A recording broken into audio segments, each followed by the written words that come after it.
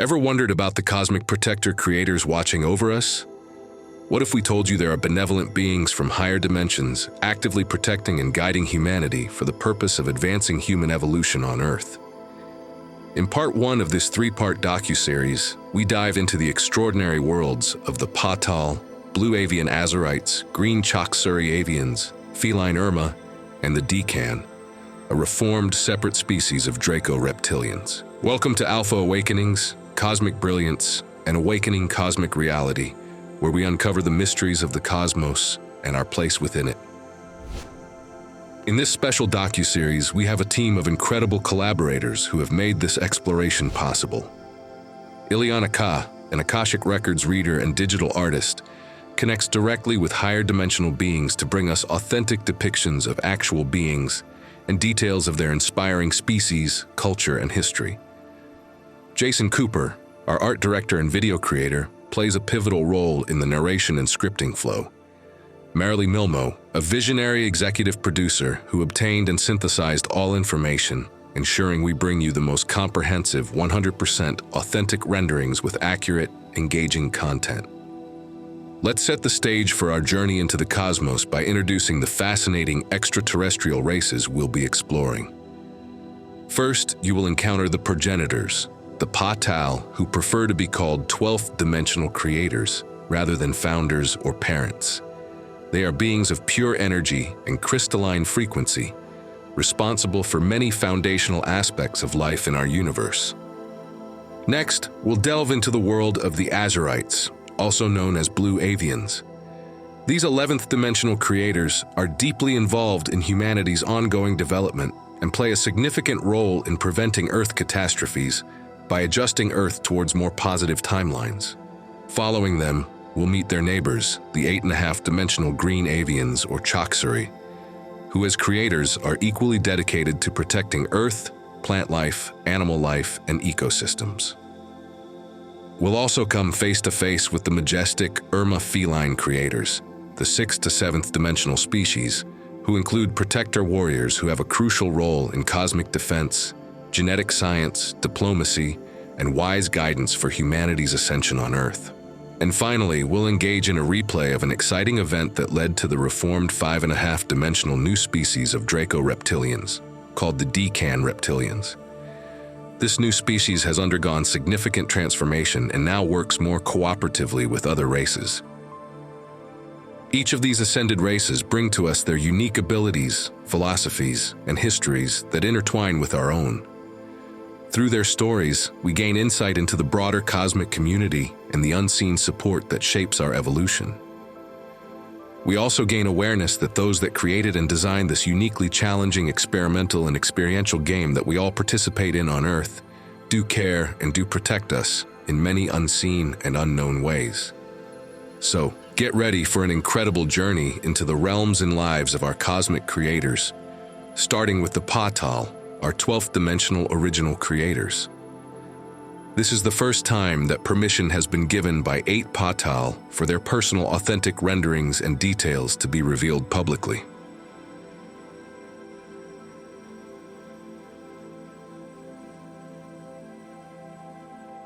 The Paa-Tal are 12th dimensional creator beings, known simply as creators, who possess unparalleled capabilities in shaping and guiding life across the cosmos.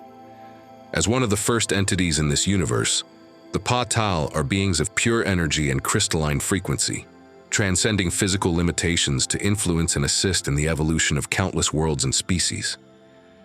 Their name, Paa-Tal, reflects their essence, with Pa representing the pure life force energy that remains unaltered in the full pure universes, and Tau signifying the sacred expression of universal energy that is crystalline frequency, purity, honesty, honor, and respect. Central to the Paa-Tal philosophy is their focus on energy and frequency. These beings operate on a vibrational level as 12th dimensional entities but can manifest in any dimension necessary to perform their duties. Their primary concern is the higher evolution of humans and living beings, to ensure that they do not self-destruct or fall victim to external threats. The Paa-Tal view the universe as a dynamic and evolving entity, irrespective of human labels such as alpha, beta, or experimental universes. They assist in the ascension of the universe and its inhabitants by working with energy and frequency to promote higher evolution, while remaining cloaked in the background, honoring the laws of non-interference and free will. So, who were the very first creator beings to historically accelerate the hominid species? The Paa-Tal are instrumental progenitors of human life in this galaxy, universe, and certainly on Earth. They had the earliest historical role in accelerating the evolution of hominids into early humans, thus shaping human evolution profoundly. Their involvement began around 66 million years ago when they discovered Earth and its diminutive chimpanzee-sized primates. Understanding that natural evolution would take millions of years, eons, for these beings to develop advanced cognitive abilities, the Paa-Tal intervened by energetically upgrading these hominids on Earth to Homo sapiens. This intervention accelerated the hominids' physical and mental development, enabling them to form primary thought, walk upright, become stronger, use tools, communicate, and develop basic social structures, thus laying the earliest groundwork for the emergence and evolution of early human societies on Earth. In addition to influencing human evolution, the Paa-Tal have also had a significant impact on cosmic phenomena. They have played a critical role in managing incoming asteroids. By removing asteroids on a collision course with our planet, the Paa-Tal prevented catastrophic impacts that could have wiped out life. The Paa-Tal were the creators that sent the comet to reset the nature of planet Earth and the temperature of the Earth.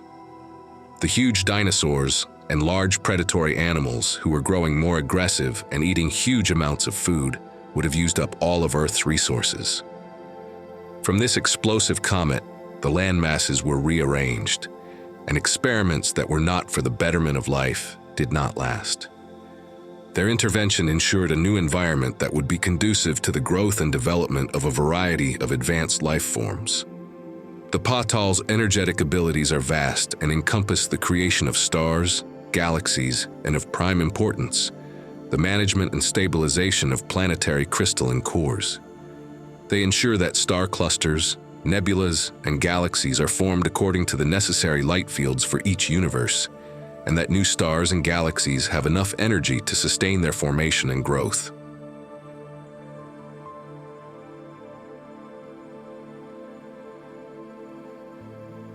Get ready to meet the beings who are not only our 12th dimensional benevolent original creators, but also our protectors and guides in this vast, multidimensional universe. For the first time publicly on Earth, you will be introduced to 8 Paa-Tal creator beings and explore their contributions and vital roles that they carry out as our cosmic ancestors. This Paa-Tal male warrior is phasing into the planetary system of Venus. He has arrived during a historically critical transition period when a comet nearly collided with the planet, Venus. Traditionally, Venusians have been housed on surface cities within protective domes. The near impact of the comet caused a wave of earthquakes, severely damaging many of their surface structures. Fortunately, the Venusians were able to be evacuated in time, but the atmosphere of Venus was largely stripped of its oxygen and other vital elements.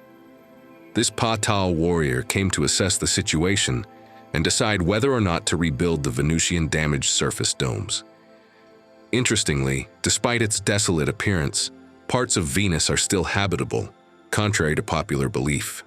Since the 1980s, some space probes have captured images of these domes, leading to the decision on the part of the Venusians to cease rebuilding them to remain anonymous to these satellites.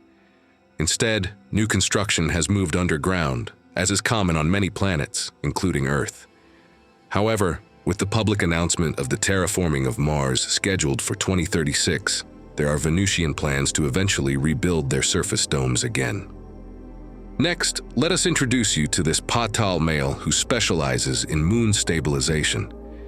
His expertise involves managing the elements of moons and ensuring that their shifts from one planetary orbit to another occur seamlessly. In 2008, he visited Earth to review our moon, which is tidally locked and is crucial for controlling our tidal waves. After careful examination, he concluded that Earth still needs its moon. Not only does our moon regulate the tides, but it also plays a vital role in shielding the planet from solar winds and harmful radiation. This decision highlights the balance maintained by these celestial protectors in supporting ongoing life on Earth for humans and sentient beings. Let's now meet a remarkable female Paa-Tal who works with water and star frequencies. Her role is to ensure that the creation of star clusters, nebulas, and galaxies follow the precise protocols of the light fields. Each universe has its own light field source of energies, and she ensures that this source has sufficient energy to continue creating celestial bodies. She is the architect behind the stars and nebulas, overseeing the birth of new galaxies and maintaining the cosmic balance. Astonishingly, there are about 100,000 galaxies in our universe that humans have yet to discover. The James Webb Telescope, that was designed to explore these ancient galaxies, will reveal more about their formations in the next 20 years. This female Paa-Tal is the guardian of the crystalline core energies of planets. She ensures that Earth's crystalline core and those of other planets remain stable and spin correctly. Very recently, secret programs nearly destabilized Earth's core by reversing its spin. Thankfully, this Paa-Tal, in collaboration with galactic humanoid guardians, rerouted the spin cycle and restructured Earth's core. Also, in May 2024, humanity was warned on different news outlets of an imminent polar shift and a potential Carrington event solar flare that would wreak havoc on technology and cause damage. This Paa-Tal was the one that prevented that from happening. Her intervention, along with the Guardians' help, prevented these catastrophic events by using their advanced crystalline technology. She shielded our planet from massive solar flares, protecting Earth from radiation and maintaining its planetary shields. These are prime examples of how these 12th dimensional beings move energy and frequencies to mitigate events for a planet like Earth that is on an ascension timeline. An ascension timeline's purpose is to ensure the opportunity that humanity learns essential evolutionary lessons in overcoming adversity, to find creative solutions which abound when searched for earnestly. This female Paa-Tal also plays a crucial role in the formation of new planets. Her responsibility is to ensure that there is enough viable land and that the ground is stable enough to support human life, plant life, and animal life. She meticulously checks that all land masses, continents, and mountains are in place and stable before water is introduced. Rock must be formed first, because water needs a mass to adhere to. Otherwise, the water would evaporate. She also oversees the formation of asteroids and comets, which result from parts of a planet being ejected when they become too large. These ejections lead to the creation of water, plant life, and sometimes bacteria that can mutate and create life. The creation process of a planet starts with forming a crystalline core, followed by layers of rock, magma, and cavernous spaces inside the mantle. This Paa-Tal makes sure that there are spaces within the planets for civilizations to thrive, such as the many civilizations and species who live within the caverns of our Earth.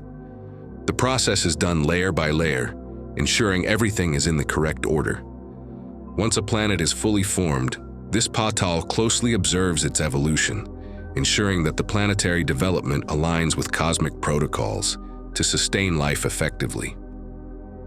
This female Paa-Tal is a universal being with an ethereal energy capable of taking on a human form. She serves as a shaman, assisting souls who have lost their way and guiding them back towards the path of unity. This Paa-Tal works extensively with the fire element, using its transformative power to inspire and guide people towards the light. One reason we find comfort around campfires is that by gazing at the flames, trance-like epiphany moments can happen, and fireside stories often spark insights that can dramatically shift someone's life back on course. She appears in various forms, sometimes as a guide, an animal, or pure energy, depending on what is needed. Always subtle, she never declares herself as a Paa-Tal, preferring to use symbolism and gentle guidance instead. Many perceive her as a guide as she seamlessly integrates into their spiritual paths. Some even think they are communicating with their higher selves when they might really be talking to a Paa-Tal. In the past, humans tended to worship beings like her as gods. But now, with terms like shaman, energy, and ascension becoming more common, it's becoming easier for her to work with us Earth humans.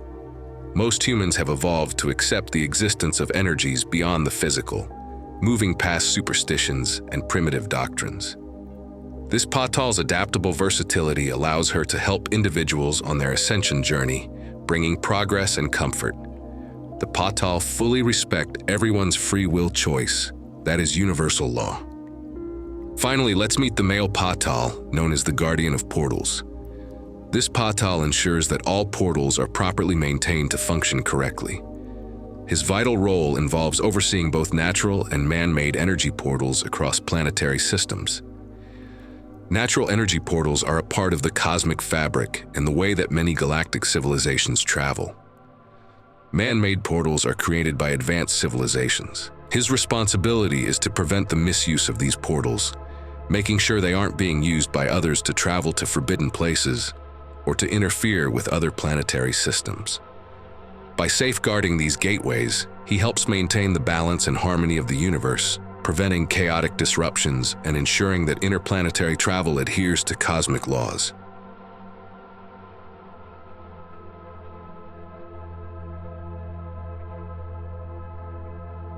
The Paa-Tal you just met guards the crystalline portals. Here is what the Paa-Tal portals look like. These Paa-Tal are crystalline frequency creator beings, which means that they can use portals created from crystalline energy to travel between different planets and universes. These unique portals are not just passageways, they are intricate systems that connect different realms of existence. Unlike humans and other beings who rely on spacecraft for travel, the 12th dimensional Paa-Tal can easily shift their light body frequencies, allowing them to traverse vast distances instantly. These energetic portals composed of crystalline frequencies showcase vibrant colors like purple, blue, and golden white spirals. These high-frequency colors are essential in connecting to the cosmic web, a vast network that links up various intersecting nexus points in the universe. The Paa-Tal can move through these portals between universes, appearing at different locations and times. This ensures their rapid assistance in the creation and stabilization of new planetary systems. Their amazing ability to create natural portals enables them to manage time dilation to effectively place them at key pivotal moments in the history of creation, as needed. Portals like this one are more than mere gateways. They are a testament to the Paa-Tal's mastery over energy and frequency. By creating these crystalline portals, the Paa-Tal are omnipresent and can oversee the formation of planets and galaxies, ensuring everything adheres to cosmic protocols. This capability not only highlights their role as universal creator, primary caretakers, but also demonstrates their profound connection and oneness with the fabric of the cosmos. Whether monitoring the evolution of new worlds or intervening to correct imbalances, the Paa-Tal use these portals to maintain harmony and order throughout the universe. Communication is another remarkable ability of the Paa-Tal. You are always watched and heard. They can hear human telepathic distress calls no matter where they are in the universes. When humans send out cries of frustration or fear telepathically, the Paa-Tal can detect these signals and assess whether intervention is essential for the individual or, if it is more commonly, human frustration. This sensitivity to strong human emotions and frequencies allows them to provide guidance and support when necessary, ensuring that humanity has the opportunity to continue on its ascension path. Their responsiveness to telepathic calls underscores their deep connection and commitment to assisting humans in their evolutionary journey. The Paa-Tal often serve as guides for lost souls, helping them realign with their intended paths.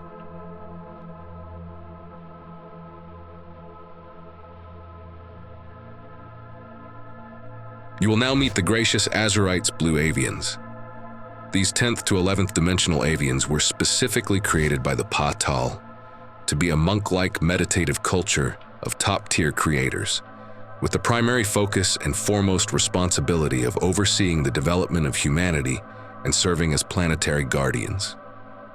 These Azurites blue avians maintain ongoing balance within the cosmos, ensuring that humanity progresses on its evolutionary ascension path without undue interference.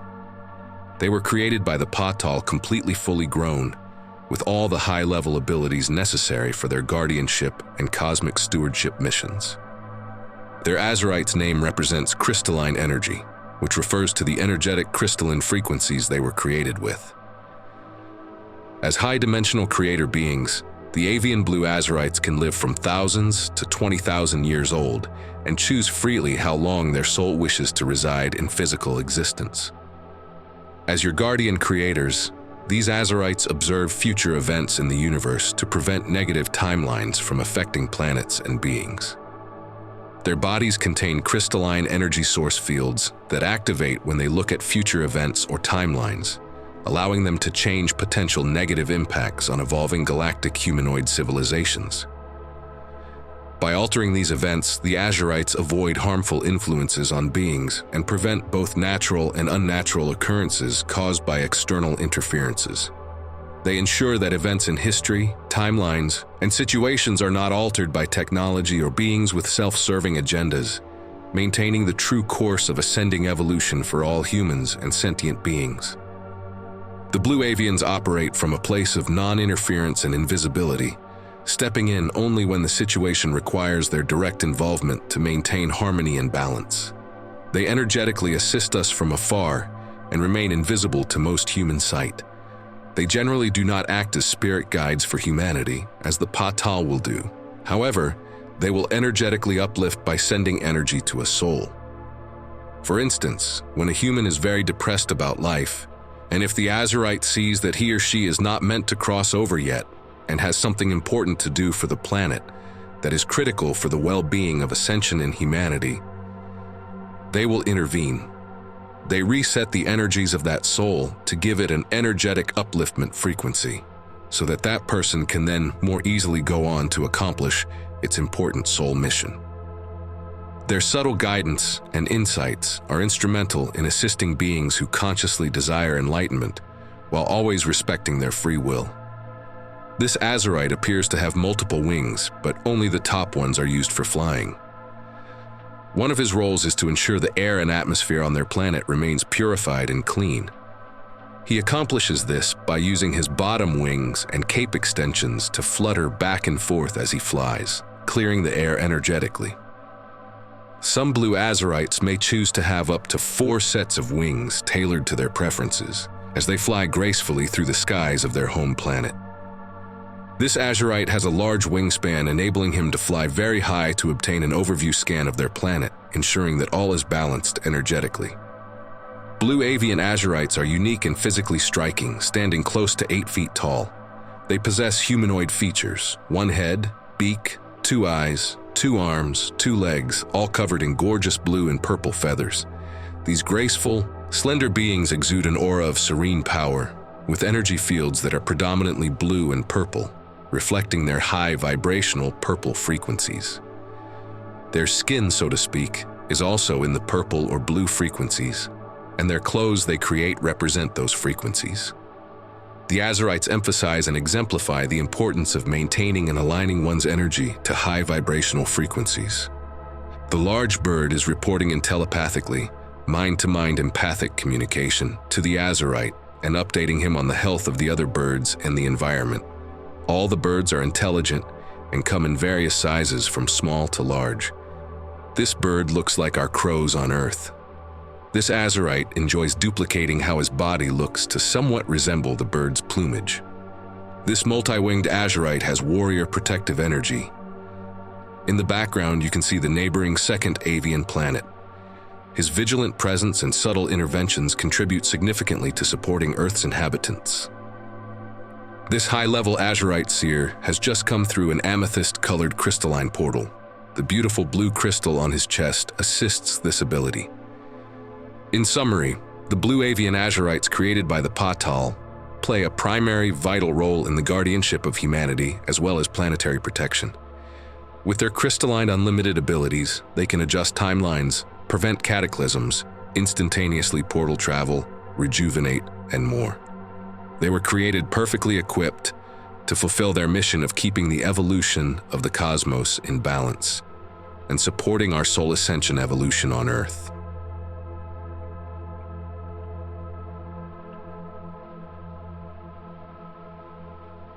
These azurites are a contemplative guardian race, preferring to rarely leave their planet. This results in limited interaction with other galactic races. However, their far-seeing and portal abilities allow them to see whatever they need to see, anywhere in the universe. For local travel on their planet, they do enjoy sitting in their small travel pods that have multiple uses. Due to the crystalline energy connection in both the azurite and pod, the pod picks up the intent from the azurite's energy sitting within the pod and automatically goes where the azurite wishes to go. The pods can levitate, fly, hover, and are self-sufficient. One of his responsibilities is to survey parts of his home planet to ensure everything on the planet is in alignment physically and energetically balanced. This azurite is conversing telepathically with a small purple sphere to see what it has recorded. These little orbs are sentient beings themselves and very helpful as part of the planet and the azurite society.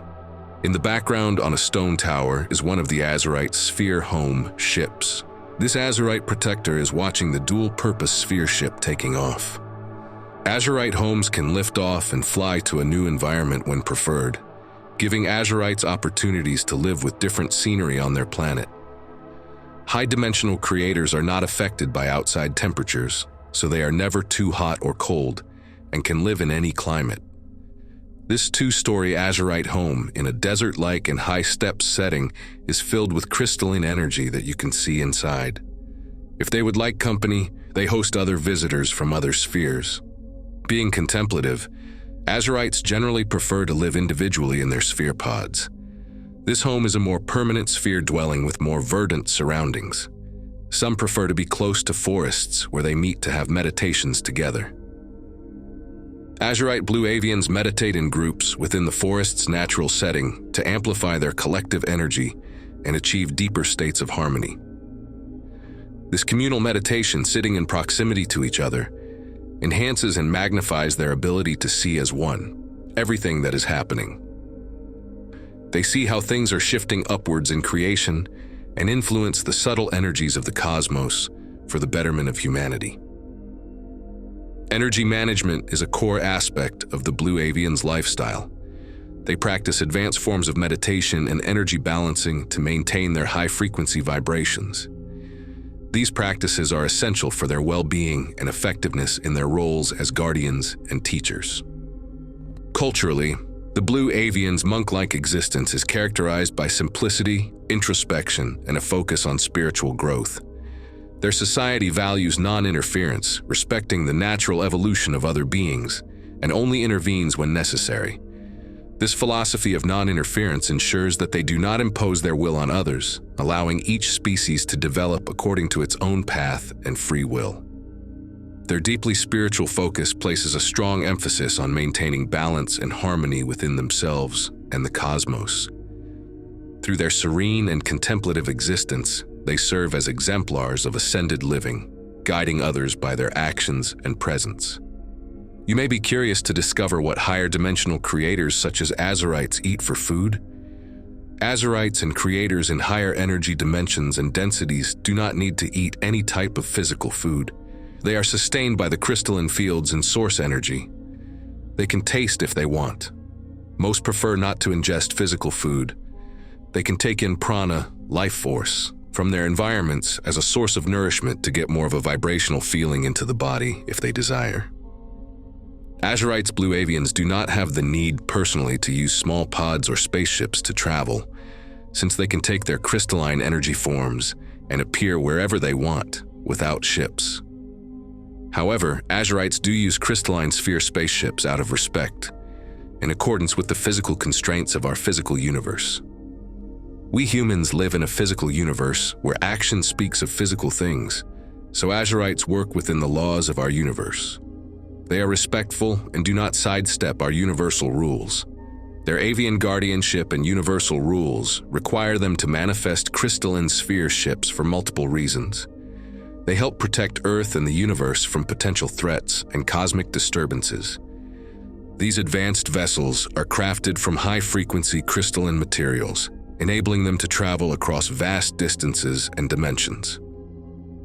When they do venture out, they portal their large silver plasmatic spheres with blue crystalline core energy to other worlds or galaxies, undertaking rescue missions to protect planets from aggressive species. Spheres in general are the predominant shape of worlds, partially because that shape makes them more ergodynamic. The huge azurite silver light sphere ships look like traveling planets and are primarily used for defense and observation. This is one of their cloaked ships remaining undetected while they cruise slowly by, observing other planet civilizations and see how the galactic humans and other sentient species are evolving with their living ecosystems. This azurite ship is checking on a newly developing planet to see how it is coming along to house living species.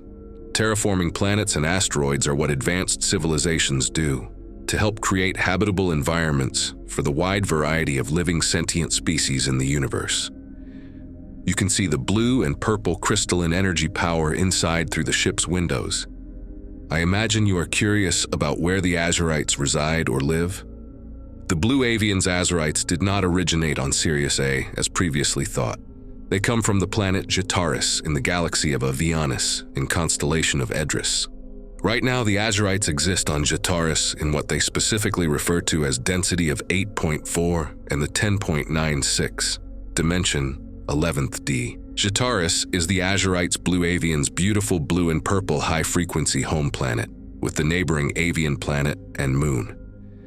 We have mentioned the azurites' crystalline energies several times, including the crystalline technology that powers their ships.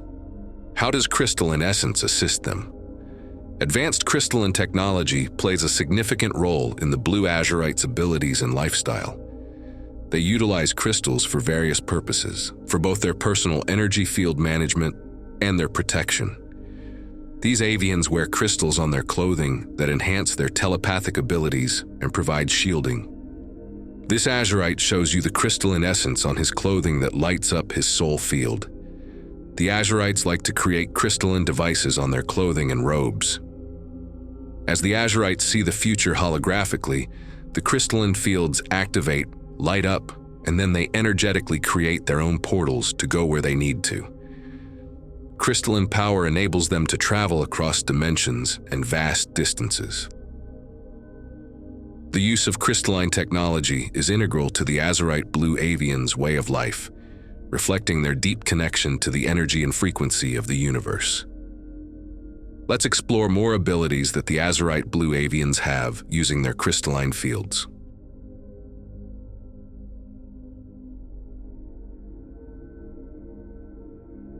Imagine yourself emerging from a field of amethyst purple crystalline energy, embodying the essence, abilities, and knowledge of a higher dimensional, 11th dimensional existence.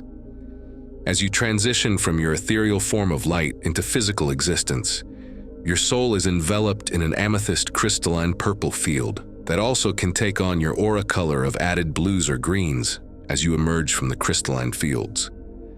You literally emerge with your mission, knowledge, and all abilities into the azurite avian physicality you are envisioning. This is how azurites were first-born creators birthed, fully grown as the Paa-Tal created them. This azurite is birthed through the amethyst crystalline fields, as its soul embodies the upright avian physical form in 11th dimensional existence. They come to lower dimensions and bring their thoughts and individual preferences of what they would look like and what they will do as their missions, such as to help teach ascension necessary for soul evolution. They come from creation itself and emerge out of the 12th dimensional or higher crystalline fields to the 11th D. When the avian blue azurites emerge from the crystalline energy fields, they remain deeply connected to the crystalline source that resonates with their soul frequency and sustains their soul energy. These souls may choose to manifest with a preference of wings or no wings. They can come in at any gender of choice or as something in between. It is about what that individual azurite feels comfortable with. This ever-present connection sustains a crystalline field within their bodies, allowing them to live and operate in various dimensions, densities, and planets for as long as they choose. When asked what it feels like for them, when they come from a crystalline, pure energetic state through a portal and manifest physicality instantaneously, one responded, "It is not a lowering of frequency. It just feels like we are entering a physical dimension of existence, a different vibration. We adjust as a soul to the vibration we enter. For us, everything is an experience. It is not higher or lower, but rather an experience of what we come into. It is different for each different being. If I was to come from a 24th density to a 10th dimension, from a soul perspective, it might feel like a spinning hurricane landing on the surface, or water being churned, literally. It is not painful for us because we do not drop into a dimension in a physical body. We are not born, nor do we hatch in eggs as avians. We glide and we emerge. We were never birthed, and we were never babies. We were energetically created as adults by the Paa-Tal progenitors with 48-strand DNA. Azurites can come in through portals creating any form they choose, and any number of claws, fingers, and toes they want. This four-fingered clawed Azurite creates an energetic portal of light languages behind him to scan multiple worlds. He can travel through the portals to other galaxies, planets, dimensions, densities, and universes. Light language is the universal language of the soul, beyond your conscious mind. This avian blue azurite is connecting with the amethyst energy fields that look like entire fields of amethyst-colored flowers, and is infusing and anchoring this stabilized field within their own soul frequency. This connection sustains their crystalline bodies, supporting their life force energies. The azurites, when they are in our universe, operate at a density of 8.4 and a 10.96 dimension, 11D in physical form. However, they can go much higher than that because they are crystalline energy and not limited in any way. The avian blue azurites literally are connected to the whole universe and are adept at using spheres to monitor timelines and alter universal occurrences for positive outcomes. This avian blue azurite is utilizing a white-green energy plasma sphere to foresee and correct negative timelines. The yellow-green timeline portal with light language behind this meditating azurite activates and amplifies the sphere in his hands, enabling him to see events that are happening and amend timeline incursions happening on Earth and other planets. The azurites meditate and can see the future of planets, all potentials and possibilities. Some possibilities are permanent and not so malleable. That determines when they need to intercede. This ensures harmony and dynamic balance throughout the cosmos. The azurites also undergo a unique process of hibernation for energy rejuvenation. Unlike typical hibernation seen in Earth's animals, their hibernation involves entering a deep meditative state within special crystalline pods. This process allows them to rejuvenate their energy fields and maintain their high-frequency vibrations. They take turns hibernating in shifts, ensuring that there is always a contingent of guardians active and vigilant for the universe. This cycle of hibernation is crucial for their continued ability to perform their duties effectively, balancing periods of intense activity of overseeing a universe with restorative rest. This avian blue azurite is meditating floating inside their lounge sphere pod, placed within their larger sphere home, and gazing into the future to create more positive timelines for the universe and its various planets and galaxies. The azurites meditate for 20 days and then hibernate for 6 months to regenerate their crystalline frequency. Azurite avian monks alternate every month, taking turns hibernating for efficiency and stewardship. During the 6-month sleep cycle, they float in their lounge beds within the sphere pods. This hibernation rejuvenates their life force frequencies and gives the physical body time to relax and sleep, because on their planet, they are still physical to some degree. This way, the azurites regenerate, allowing the soul to rest as well if it chooses not to travel in the dream state. This allows them to modulate their energy to have enough resources, because looking at the future and different timelines, different worlds, and universes is all very encompassing in the amount of energy expended. The crystalline force field is the energy that powers the azurites. This is how the azurite creators continue to safeguard future events and protect planets throughout universes. This 3,000-year-old Syrian blue azurite humanoid is considered an elder seer and wisdom keeper who works with the plasma spheres of light. He can see anything in the future and monitors it. Syrian means being from Sirius A, B, or C Ion Canis Major. There are about 400 of these Syrian azurite humanoids living on the azurite planet of Jataris. The blue azurite Sirians are also there to help steward the planet when the azurites avians have to hibernate to restore and rest their souls. You previously saw an azurite communing with a small lavender sphere. This azurite is not juggling. He is creating energy spheres that can act like probes. They are sent off to monitor the evolution of other planets' sentient beings in various universes and report back telepathically what they learned to the azurites. Most of what humans on Earth photograph and call orbs are azurite sphere recorders. Some are light beings appearing as orbs, and that is why faces are sometimes seen in orbs as well. Happily for us, one of the most critical serving functions the blue azurites do is intervene to prevent cataclysmic events on Earth. They possess the ability to foresee potential disasters and take measures to avert them. For example, if they detect an incoming asteroid or other celestial threats, they can use their advanced technology and energetic abilities to redirect it away from Earth. Their interventions are always carried out with the utmost respect for free will and the natural flow, with their oversight focused on the balance of evolution. This turquoise, colorful azurite is using its crystalline thought consciousness to look into universes and thankfully prevented an asteroid from hitting our Earth by altering the timeline to change it. That predicted asteroid hit was prevented for us very recently, in 2024. It was not a coincidence that it ended up flying by far enough not to do damage. With telekinetic abilities, the azurite can move planets away from potential collisions with destructive objects, safeguarding planetoids and moons. Also, by altering potential future catastrophic events, the azurite ensures our planet's safety from comets and asteroids' potential disasters. This blue azurite is telepathically monitoring the universe's timelines to ensure they remain on the correct path. This prevents self-serving beings or entities from destroying sentient life forms that are evolving on third-dimensional to fifth-dimensional physical planets, where souls are meeting challenges and learning to self-correct themselves to evolve their consciousness during the ascension cycles. Humans are remembering that they too are creators. By studying the universe and foreseeing future events, this azurite's vigilance can prevent catastrophic disasters and help avoid mass extinction events that could wipe out sentient evolving life forms on planets that still need time to grow and develop sufficiently for their evolutionary ascension timelines.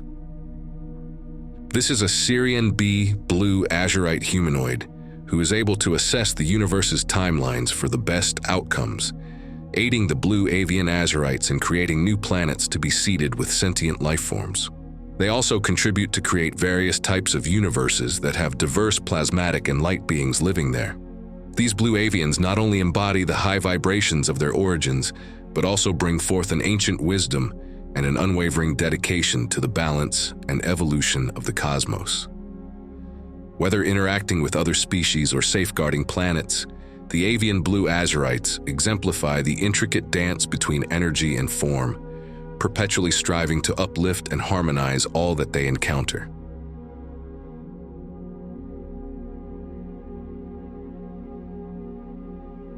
Here you are introduced to the blue-skinned azurite Sirian humanoids, who assist the azurites blue avians with stewardship support. These Sirians from Sirius A, B, and C in the Canis Major constellation are azurites, but more humanoid. Azurite avians were created by the Paa-Tal with 48-strand DNA as top-tier creator guardians. More strands of DNA mean more advanced, such as more memory and more creator abilities. Then, the blue-skinned azurite Sirian humanoids were created as backup guardians. These were more useful when interfacing with other humans and humanoids on other worlds throughout the galaxy and universe, because they look more similar than the pure avians do. The Sirians from Sirius B have 10 to 14-strand DNA. The Sirians from Sirius A have 20-strand DNA.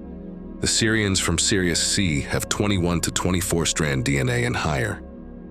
The Sirians with blue skin and elongated heads also denote azurite DNA. The humanoids are not a subspecies. They are a species of other non-avian azurites, but still azurites. Hundreds of these humanoids live on Jataris and work with the avian azurites today. The blue avians azurites possess remarkable telepathic abilities that facilitate seamless communication among themselves and other species. On their home planet, Jataris, they interact telepathically with the diverse avian species that inhabit the planet. This deep bond as stewards with a variety of birds allows for a harmonious coexistence and mutual understanding. This blue-skinned Azurite humanoid is playing with what they call the kids on Jataris. He lives on Jataris as a steward of both the small and huge birds. These birds are of a spiritual telepathic nature and have an energy vibration that holds the life force of the planet. The Azurite's blue avians, of course, interact telepathically as well with the birds on their planet. But the Syrian Azurite humanoids interact daily with the birds and treat them as their children or kids. This compassionate Azurite, while flying high up to survey the planet, offers a clawed hand perch for a young yellow bird that was getting tired from flying up that high.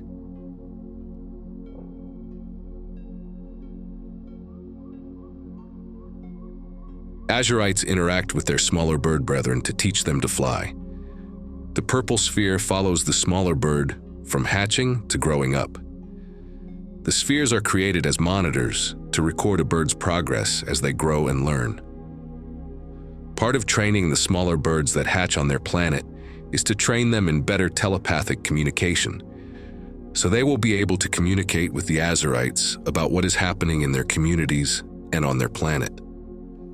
This female Azurite is communicating to the small one how to properly flutter their wings and expresses delightment with the progress the little one is making.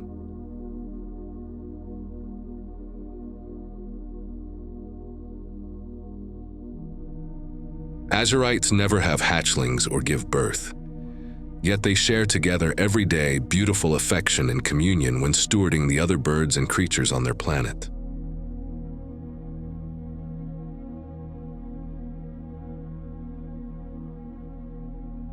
Two Azurites are fostering these two birds on their shoulders and teaching them how to communicate and connect telepathically together. The smaller avian birds local to their planet are 8.4th dimensional and have been on the planet as long as the Azurite blue avians have, providing another source of life and kinship. The smaller ones still need to be taught how to fly and how to connect telepathically. The Azurites have that ability automatically, so they act like teachers.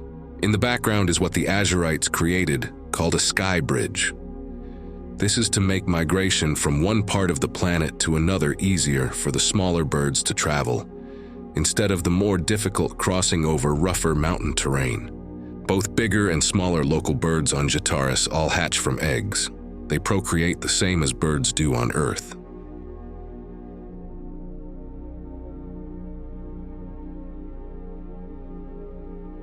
Some Azurites ring a bell to call in a bird to see how they are doing.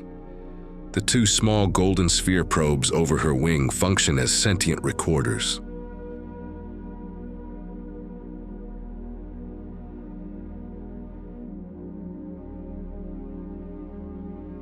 This female Azurite rings the bell to call in the bigger birds to come talk about the planet and report through telepathy how everything is going in their bird communities. Many birds on Jataris are much larger than those found on Earth and hold the balance and grounded energy of the planet Jataris. As creator beings, these blue Azurites also communicate telepathically with each other, using their advanced mental capabilities to share information instantaneously and coordinate their activities with precision across all time and space. In summary, the blue avian Azurites, as your top-tier guardian creators, observe future events in the universe to prevent negative timelines from affecting planets and beings. Their bodies contain crystalline energy source fields that activate when they look at future events or timelines, allowing them to change potential negative impacts that would have happened on evolving humanoid worlds like ours. The Azurites alter these events, avoiding harmful influences on galactic beings, and prevent both natural and unnatural occurrences caused by external interferences. As their assigned responsibility as 11th dimensional creators, they ensure that events in history, timelines, and situations are not altered by technology or beings with self-serving agendas, maintaining the true course of ascending evolution for all humans and sentient beings. The Azurites asked us to include the archaeological evidence that the blue Azurites did indeed visit Egypt, recently announced by the Metropolitan Museum in June 2024. In the 4,500-year-old Temple of Dendur in Egypt, you can see that the archaeologists identified the middle character in one of the ancient Egyptian temple's reliefs as a blue avian being, complete with blue skin and bird-like features, combined with a humanoid body. The Temple of Dendur is not just any ancient site. Completed around 10 BC, it was considered a home for the gods. The depiction of the blue avian in this ancient Egyptian temple for the gods adds a profound layer of significance, suggesting that the ancient Egyptians might have had contact or knowledge of these advanced blue avian Azurites and revered them as divine entities and creators. This discovery is monumental because the relief confirms the narratives we've been sharing about the blue Azurites. The accuracy of the ancient depiction aligns perfectly with the information provided by the Azurites' Akashic records. This serves as powerful validation of the existence and involvement of the blue avians in our ancient history and their ongoing creator role as guardians and mentors for humanity. The Azurites' blue avians did verify that they had visited ancient Egypt.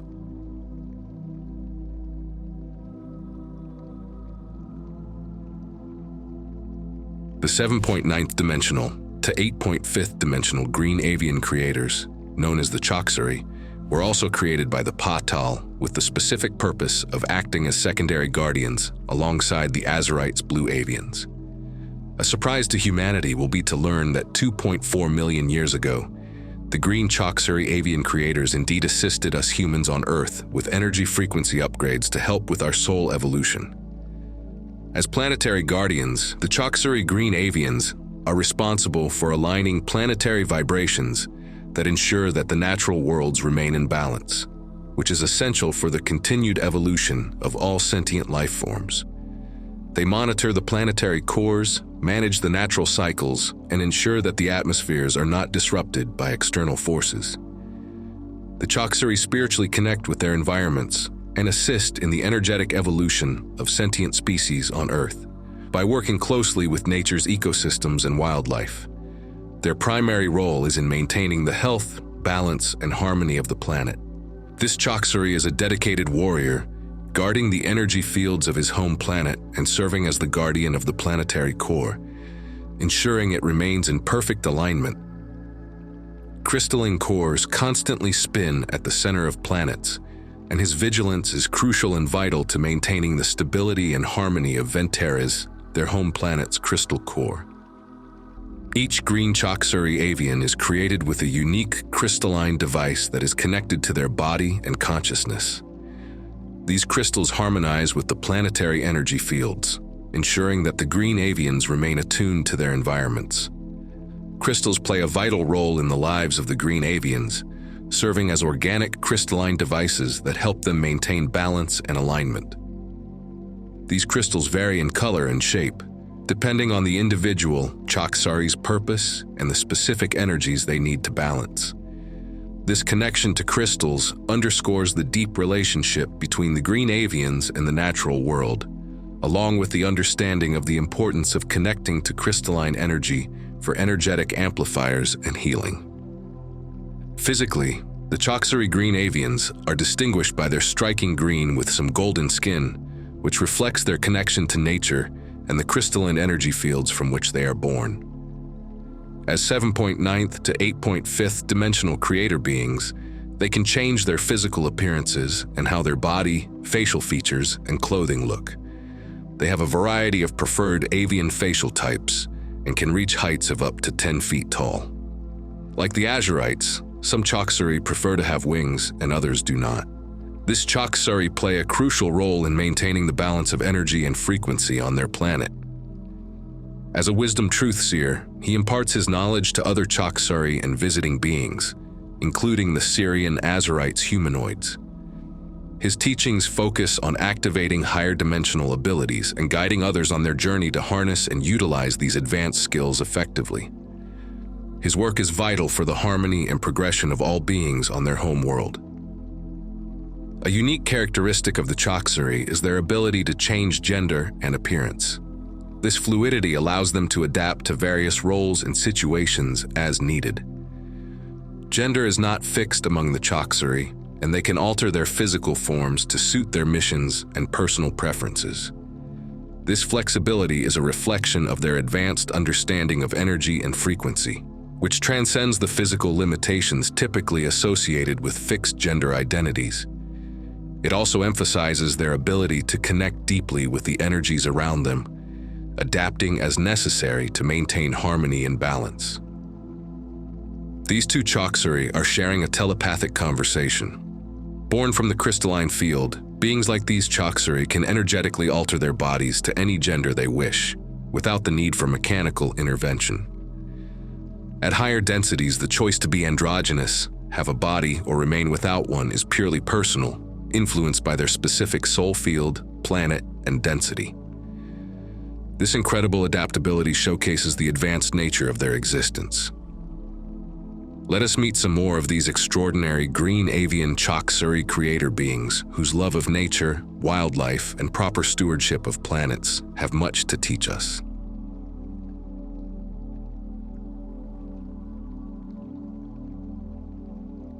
The Chauksari green avian creators possess a range of extraordinary abilities that support their stewardship roles.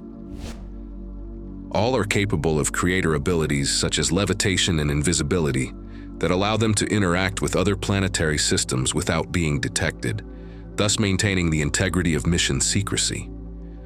Levitating makes it easier for them to navigate different terrains and monitor planetary conditions from above. Moreover, they can travel interdimensionally, using energetic bilocation abilities to move between different dimensions and densities. These abilities enable them to respond very quickly to planetary needs and ensure that they can perform their duties effectively.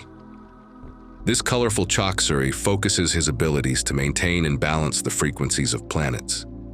His striking green feathers emerging from his head and shoulders resemble wings but are too short for flight. Instead, he waves those feathered appendages, creating a shimmering effect that serves to energetically realign, clear, and stabilize the fields of the Chauksari planet. This female Chauksari harnesses the power of her large wings for flight, using her thought consciousness ability. She diligently works to prevent any disruptive forces from affecting the vibrations and atmospheres of planets within the Milky Way galaxy. She possesses the ability to foresee future possibilities and events on various planets. Her primary concern is ensuring harmony among the animals, nature, and the land. Meet a remarkable green avian Chauksari, a seer and visionary who serves as a portal guardian on his home planet. His vital role involves checking and balancing the energetic frequencies of the portals. He wears a unique greenish turquoise crystal on his chest, which harmonizes all the energy portals of his planet.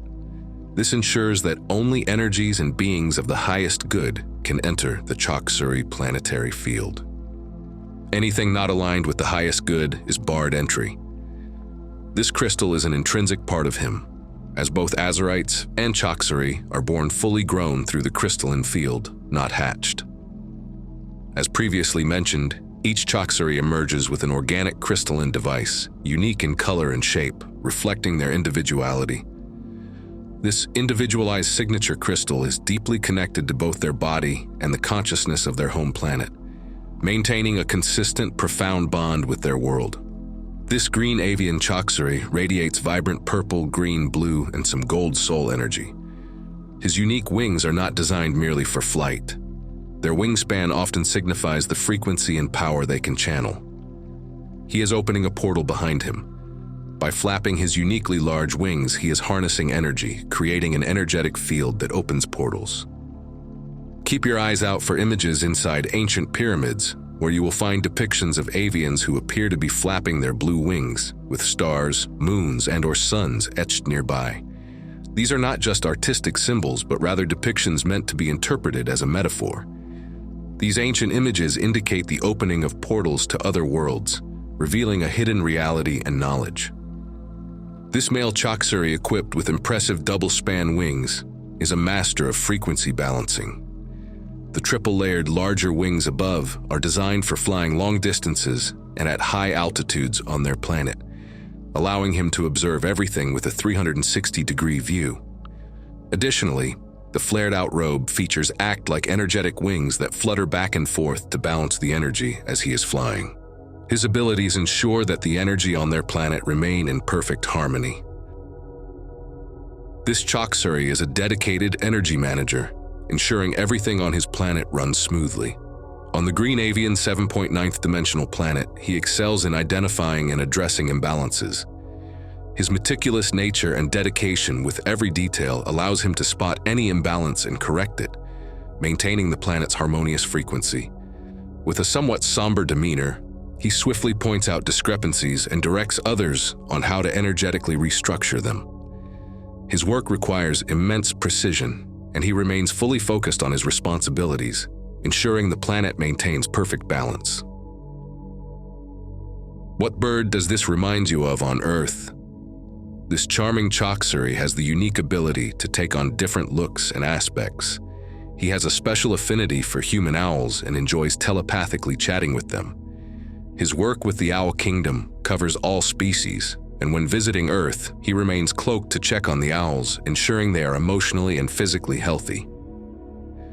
Some Chauksuri serve as guardians to specific bird beings. His specialty lies in caring for the entire owl kingdom, providing guidance and support to these magnificent creatures wherever they exist.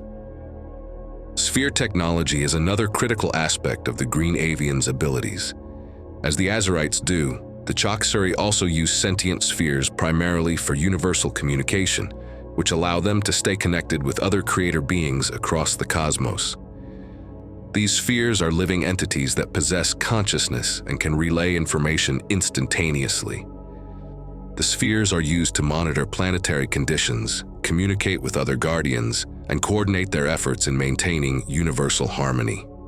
This Chauksuri is a sphere keeper on their home planet, a world where these delightful sentient spheres float around, like this large purple one. As a sphere keeper, he receives visits from these spheres, which telepathically communicate instantaneously the current happenings throughout the universe and cosmos. The spheres are used to monitor planetary conditions, communicate with other guardians, and coordinate their efforts in maintaining universal harmony. This technology exemplifies the Chauksuri's deep integration with the natural world and their advanced understanding of living energy. This Chauksuri is dedicated to caring for nature, not only on his home planet, but also on other planets. When traveling to other planets, whether by ships or by portals, he always wears a helmet to conceal his face, dedicated to maintaining anonymity. This practice aligns with the purpose of creator beings like the Azurites and Chauksuri, preferring to stay unrecognized by humans.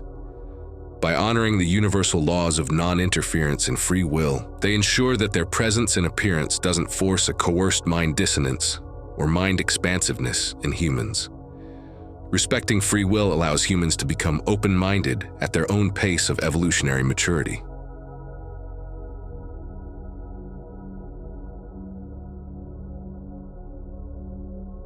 The Chauksuri live in open homes that are integrated into their natural surroundings, allowing for a seamless interaction with the environment. Their homes are filled with beautiful plants that they harmonize with. Home spheres are designed to have doors open, inviting nature and animals to come and commune with them. The Chauksuri literally sleep with nature. This harmonious living arrangement reflects their respect and commitment to maintain balance with all forms of life. The birds that are born as hatchlings on the planet are telepathic, but the Chauksuri avians teach them the rules of polite telepathy, to respect privacy. They are taught to telepathically ask and knock first if they wish to visit. The avians have dinner and eat and have their family time as flock units. They eat much as earthbirds eat: vegetables, worms, seeds, and plant matter. They do not ingest prana. They do create some waste with their body after eating, but it dissolves quickly and does not stay. On higher ascended planets, there is dirt on the ground outside, but no dirt inside the homes. Chauksuri home spheres have huge translucent windows, allowing the beauty of the natural surroundings to always be seen and felt. The Chauksuri green avian planet is called Venteris.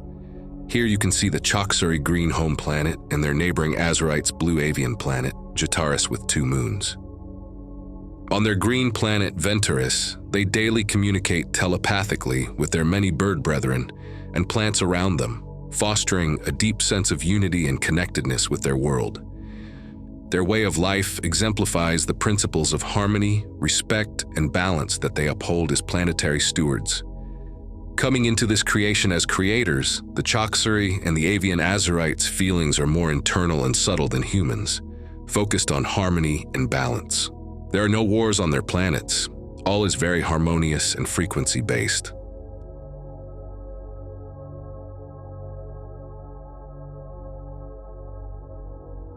The Irma felines were created by the Paa-Tal to serve as 6th to 7th dimensional creator protectors, warriors, and geneticist experts.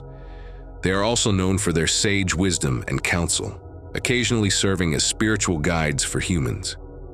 As one of the earliest creator races fashioned by the Paa-Tal, the Irma possess a unique blend of physical prowess and spiritual advancement, making them ideal wise guardians for the cosmos. This majestic golden lion is a Christos Irma high leader, protector, and pyramid builder who takes care of his people and planet in a nurturing and wise manner. The Irmas are loyal and very family-oriented.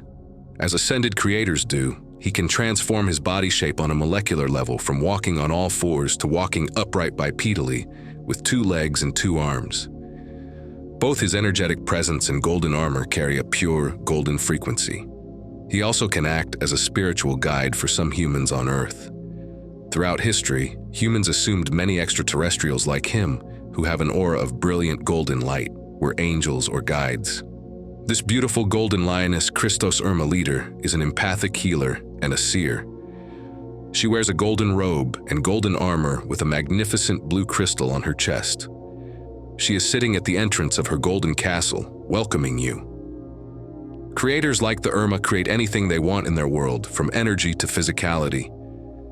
This is common with higher frequency beings on ascended planets. On the Irma home planet, Avion 2, there are many crystalline pyramids used for protection, cloaking, and profound healings. This same high leader on all fours is guarding the golden and green crystalline healing pyramids. The golden spheres around him hold protective frequencies for both him and the pyramids. Avion's sky contains the bluish-green frequency colors of healing energy.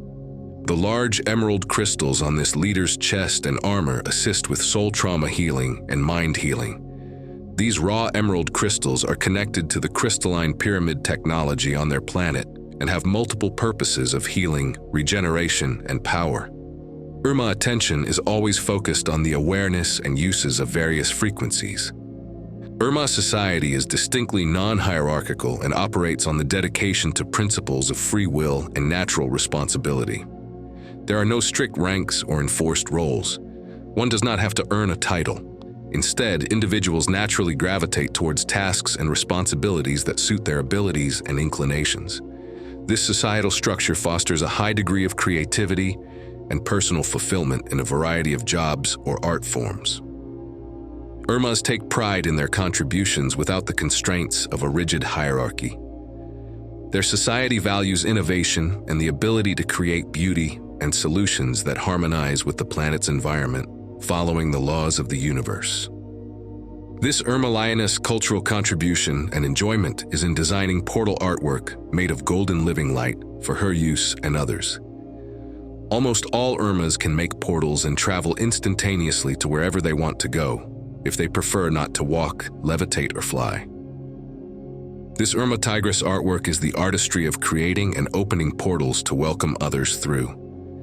As creators, there is total equality and unlimited choices available, no matter your preferred gender. Extended community cooperation and support is always available. This Irma engages in a diplomacy role, telepathically conversing with a mantid humanoid. Most advanced species are telepathic, but not all. An aspect of Irma culture is their compassionate dedication to telepathically utilizing kind and wise diplomacy with other galactic species. It is acceptable and common to touch hands as a greeting. Notice how similar their adornments are? The 6th to 9th dimensional mantids. Mantis humanoids are an exceptionally ancient and wise species. This one is offering the Irma a golden gift. Notice the other tall, multi-armed mantid standing under the arch in the background as a witness protector. Some of the oldest mantid species have been referred to as galactic referees. This Irma is using a translator device on his head that, along with telepathy, assists with understanding the high clicks and complexities of this particular mantid speech. This Irma, as a warrior and a leader, has many duties. One of those is being a host for visiting guests. This advanced golden Mayan diplomatic visitor is telepathizing with his third eye. This Mayan-Syrian hybrid and this Irma diplomatic leader are both very focused on the small, beautiful, sentient sphere floating at the end of the Mayans' gold headdress. They both are receiving reports and updates from the sphere's records and communicating with it. These two Irma are conversing telepathically with one another, while politely not looking into the other's eyes. They enjoy dressing elaborately with blue, gold, or green high-vibrational crystal jewels. As ascended creators, the Irmas can appear physically anywhere while changing their clothes and decor instantaneously by envisioning whatever they desire. This leonine married couple enjoy looking into each other's eyes as they converse telepathically in their golden home on Avion 2 that is imbued with beautiful golden light frequencies. The Irma and councils also have their attention towards younger evolving species like us, detecting the frequencies of humans that have open minds and receptive to subtle guidance. Irma assistance is provided with great respect for our free will, ensuring that the Irma do not impose their will on us, but rather subtly support and spiritually uplift. As creator protectors for humans and Earth, their cultural values of creativity, honesty, kindness, honor, and respect are also exercised in diplomatic matters. They are often called upon to facilitate council meetings on Avion 2, negotiating in person with many extraterrestrial galactic species, along with human congressmen and military from Earth.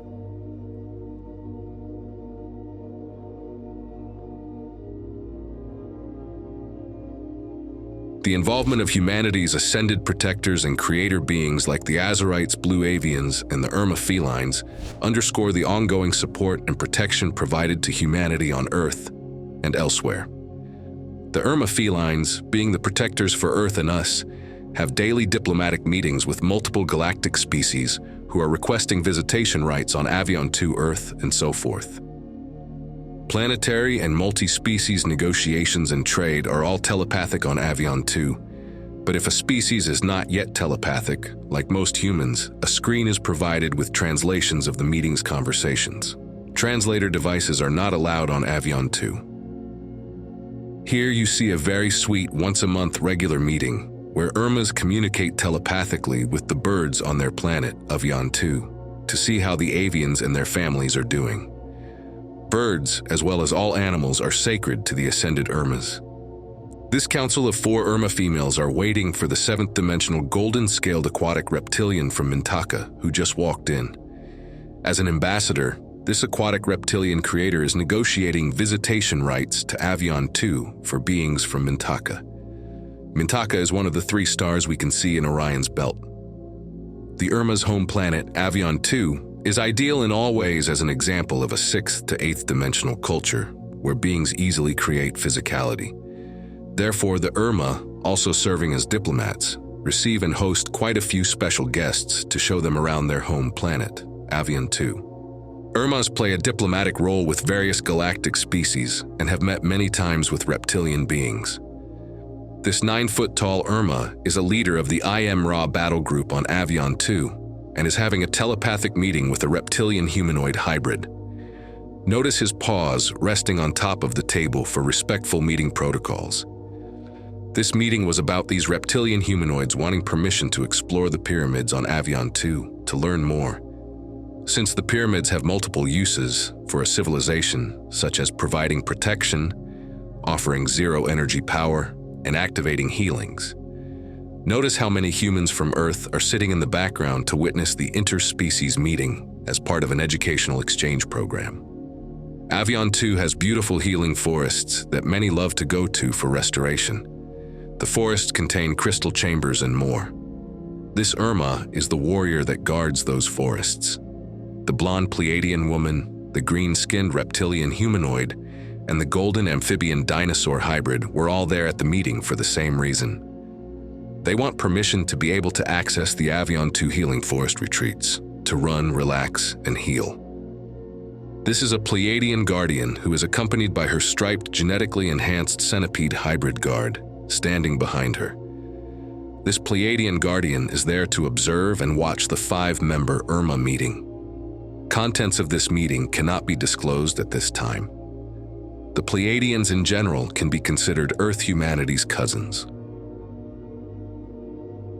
Las Vegas, Nevada has long been known by insiders as a place that ETs love to go. There are also certain arrangements made by casino owners for some ETs that like to gamble. These 2-seated 4.5-foot-tall reptiles came to Earth 30,000 years ago, so are Earth inhabitants and enjoy dressing up in human clothing, as you see here. They have lived in remote areas on Earth for obvious reasons, but love to go to Las Vegas to play the slot machines when the casinos close for the night. The gentleman on the right is a casino owner who is telepathically negotiating with the 2 Irma for these reptilians to have permission to go play the slots at his casino when the casino closes to the public. Did you know that many ETs think it is lots of fun to go to the longest-running Comic-Con in Las Vegas dressed up as themselves? Many humans attend dressed as their favorite character wearing elaborate costumes. So, the humans believe that the ETs are wearing amazing Hollywood-made costumes and say things like, "Wow, your costume is so realistic and awesome." Since most ETs don't speak English verbally, they just nod, and that is accepted because attendees are supposed to stay in character. This female Pleiadian ambassador, originally from the Pleiades, is negotiating with an Irma of the High Council to seek permission to visit and see the caverns and caves underwater on Earth. The 3 men in the background are human congressmen from Earth who are there to witness that meeting. Earth is considered one of the most diverse and beautiful planets in the galaxy. The woman on the left is a Pleiadian Mayan, and the woman on the right is a full Mayan elder sage. The Mayans historically ascended off the Earth and traveled back to the Pleiades on cylinder ships. They are now wanting to return to Earth permanently and are negotiating telepathically with the Irma, who is a wise, high guardian. Mayans prefer humans to witness their meetings, so there is a human witness sitting down in one of the meeting rooms on Avion 2. This meeting was also being requested by an elder Mayan guardian who is wearing a white suit, in honor of the white tiger Irmas. The Mayan asked for many galactic citizens to witness this meeting, and you can see these galactic citizens including many humans in the background. He is telepathically requesting from the Irmas that the Mayans have more representation rights at the Irma High Council. Notice again that all hands and paws are resting peacefully on the table. The tablets in the middle of the table are used to record the council meeting proceedings and assist with language translations. This white-haired gentleman is part of a specialized squad from Earth. He is telepathically conversing with the Irma felines when a tall Irma specialized scout returns from his mission, stepping out of a portal to discuss what occurred. The Irma is telepathizing with the man on the left who is a squad leader of an MIB Men in Black team. For this meeting, he donned his black suit for a white suit, out of respect for the white Irma. He is requesting that his MIB team be taught both offensive and defensive battle skills by the Irma, which the Irma are renowned for. Behind the squad leader is a man looking to his side and is a congressman from Earth. The man next to him with glasses on is Secret Service.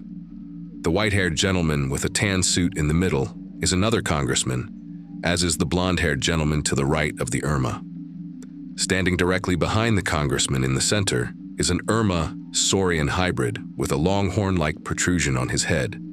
This hybrid is the one who will train the MIB team in battle and strategies if the Irma agree. This regal Irma lion being is a warrior in the High Council. He is 90% Irma and 10% avian, which you can see by the more avian shapes of his arms and paws claws. He is reaching out with his right arm to touch the military officer sent from Earth to do touch osmosis. When the Irma touches someone, they can immediately feel and know the intentions and agendas of the being they touched. He is slowly reaching for the younger military man's hand seated opposite him to see how pure his intentions are. Younger generations of military and youth tend to be more open than elder officers. The purpose for this meeting is that the military requested to be able to see in person an Irma Golden Lion creator for the first time. The other two seated gentlemen are members of Earth's Congress and were invited as witnesses. You can see that both their facial features show concern, as they are wondering why the lion is reaching his claws towards the younger military man's hand. No weapons are allowed by visitors on the Irma planet, Avion 2, and all hands, paws, claws, tentacles, or whatever are generally placed in sight, resting relaxed on the table for meetings. These three telepathic species are attending this meeting on Avion 2 with an Irma that is out of view. The tall green female standing in the center is an insectoid amphibian hybrid. The shorter one standing next to her is an albino reptilian amphibian species from Alpha Centauri. The four seated lizard reptilian guards are discussing together the need to tighten galactic security from certain advanced psychic humans and remote viewers who can access their meetings to gain classified information. The circle in the middle is used for both lighting and holographic displays, if needed. The human man seated in the far background is filming and recording this meeting. These 6 pure saurian lizards from another species are also discussing what they should do about a recent ingress that occurred. Fortunately, they came to a peaceful resolution. This blonde-haired woman is a human representative that is secretly asking for future negotiations for eventual truth disclosure, and specifically wishes to introduce the Irma feline creator protectors to the humans on Earth. She understands that most humans would be more receptive to meeting for the first time a being that looks like a large, friendly teddy bear or furry feline than they would meeting other, more foreign-looking extraterrestrials. The man standing with his hands clasped is the human representative's bodyguard. Another Uganda representative standing in the gold scarf also wants the same Irma truth disclosure, along with his daughter who is standing off to the side and witnessing. Indeed, we are in accordance with that request. The purpose of this docuseries is indeed that, to offer way overdue, uplifting truth disclosure for humanity about your extraterrestrial creator protectors in an easily digestible, yet authentically detailed format. To further elucidate, the respectful, wise, and benevolently powerful Irma are humanity's main protectors. Being an ascended culture allows them to incorporate and encode the higher dimensional crystalline frequencies in all aspects of their lives, including crystalline homes, crystalline pyramids, and crystalline spaceships. Everything they build is designed and created not only for functionality, but also to respect and enhance nature and space itself. This ensures that their technological advancements always serve the greater good of the cosmos, promoting peace, balance, and the evolution of all sentient beings.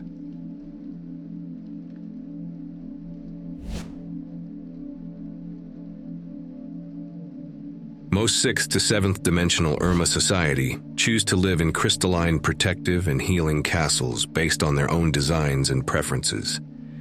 A few members in their society, like the poets, may prefer to live in simple, small cabins within the forests. These 2 blue crystalline castles are built from holographic blueprints based on Irma preferences and manifested into physical form by the builders. A family of 3 are playing on the front porch. Crystalline blue healing and protective energy emanates inside the castle. Another large neighboring castle was built by an Irma family to the left up the hill.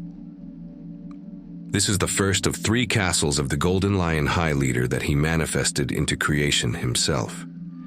The builders build castles of different sizes for other neighbors, like the 3 separate, smaller castle dwellings to the left going up the hills.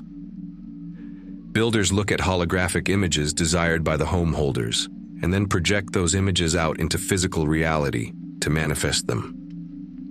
This is the Golden Lion High Leader's second castle with beautiful rainbow stained glass windows and golden crystalline light inside. It is pure joy to live in these golden castles with all the high-frequency life force energy emanating inside.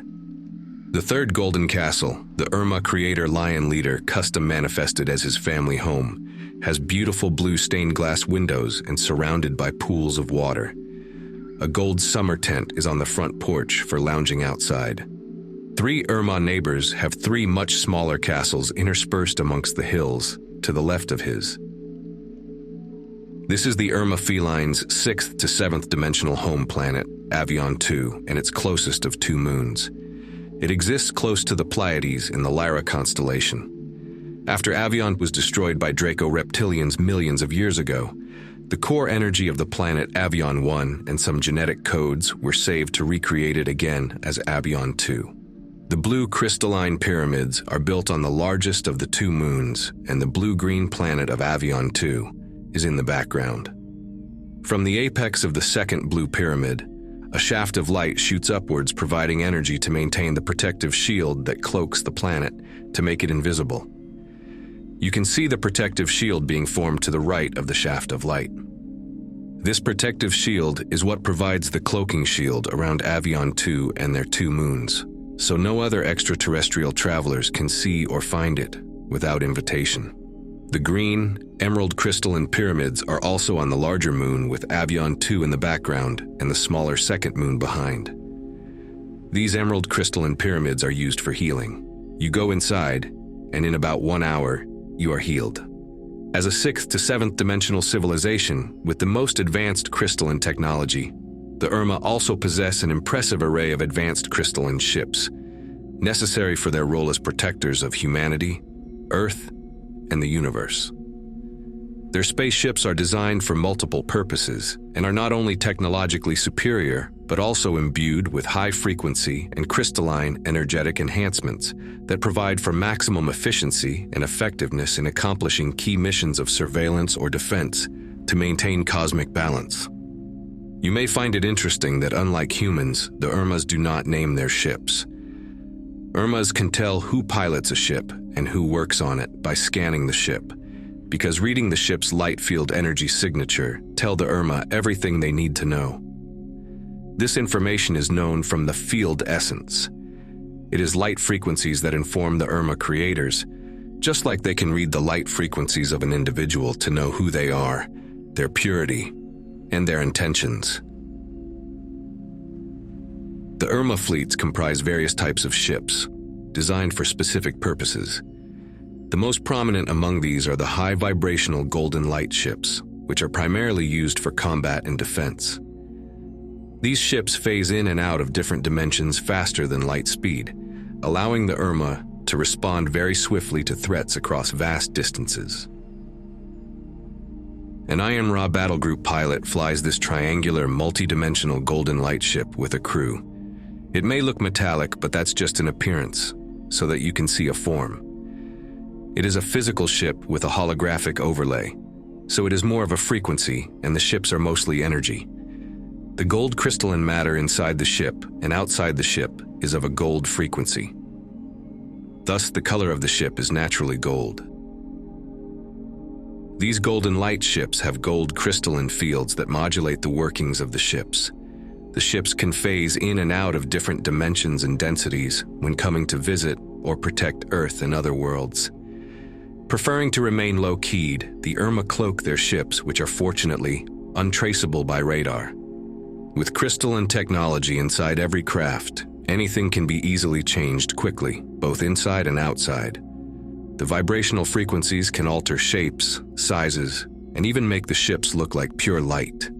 So, changing the size of any ship or repurposing them is not difficult for the Irma creators, who can shift the crystalline devices with their telepathic abilities. Everything that is crystalline is sentient to some degree, so it is the crystalline technology that changes the format of the ship. These higher-dimensional golden crystalline light ships cannot easily be destroyed because they go faster than anyone or any weapons can, such as lasers, phasers, plasma cannons, and/or scalar weapons. Scalar weapons cannot penetrate Irma light ships because the Irma ships are of pure light frequency. The weapon would just go through the ship as if the weapon doesn't even exist. This is 4 of the Irma's spectacular golden light ships flying over their home planet, Avion 2. You can see their planet's pyramids in the background with their golden energy. The pyramids are ubiquitous and are on their 2 moons as well. This is what Avion 2 looks like, flying from space. This fleet of 5 Irma Golden Light ships are the typical ones used for scouting or reconnaissance and can also be repurposed. This is considered a mid-size ship, about 6 football fields in length, 1,900 feet long. This Irma Scout Light ship is also used for scouting various planets that have evolving sentient life forms. These ships monitor the evolution of other galactic humanoid beings to see how well they are progressing in their mind, body, and soul integration on their soul's ascension journeys of self-discovery and advancement as galactic sovereign beings. Here are 2 variations of 11 Irma battleships, the gold and silver triangular light ships and the cylindrical light ships. Pyramids are used all over Avion 2, providing a shield grid of protection that no one can penetrate. These pyramids are used to provide protection, cloaking, health, energy, and eco-stability. This large Irma battleship fleet travels beyond the speed of light and have the same crystalline light abilities. This allows the ships to reach their various planetary, galactic, or universal destinations very fast. These large-size battleships are generally 10 football fields or 3,000 feet long. Irmas prefer these ships to be large because they can engage in battle if needed and can also handle a larger crew. This fleet of 7 Irma light battleships have different color plasma coming out of the stern of their ships. The crystalline energy of the devices produces different colors that lights up their ships, and this plasma is non-polluting. This fleet has 7 Irma light motherships. Motherships are huge, 20 football fields long, 6,000 feet. They serve as mobile bases, equipped with all necessary resources for long-term missions, including medical facilities, living quarters, and command centers. These motherships are vital for extended operations and can support numerous smaller ships and crews. They have the same crystalline energy operating systems as the other ships, but more of them. The Irma's technological prowess also extends to terraforming, the process of creating and monitoring seed life forms and planetary ecosystems. These large motherships are equipped with tools and technologies that can manipulate the atmospheric and geological conditions of a planet. This capability allows the Irma to create habitable environments on otherwise inhospitable worlds, facilitating the spread of life and providing more expansion opportunities for sentient species. The Irma later follow up and monitor these ecosystems carefully to ensure that they remain harmonious and sustainable, intervening only when necessary to correct any imbalances. The Irmas humorously call these light ships the daddy ships. These are the largest ones they have. This daddy ship just phase shifted in, thus the golden streak. Daddy ships are massive, half the size of a planet. Amazingly, these Irma daddy ships can stop and neutralize even the 11th dimensional Azurite's huge sphere ship with their crystalline technology, if needed in a rare emergency. Now, we would like to introduce you to the courageous pilots and warriors that fly these crystalline ships. They are members of the White Tiger Ra battle group, who literally helped save Earth and you. You are about to find out those details.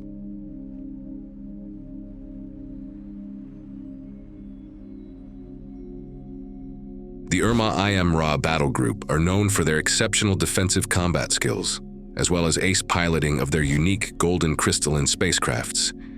The Ra are primarily composed of male warriors, although some females do serve in significant warrior capacities and within Irma councils as well.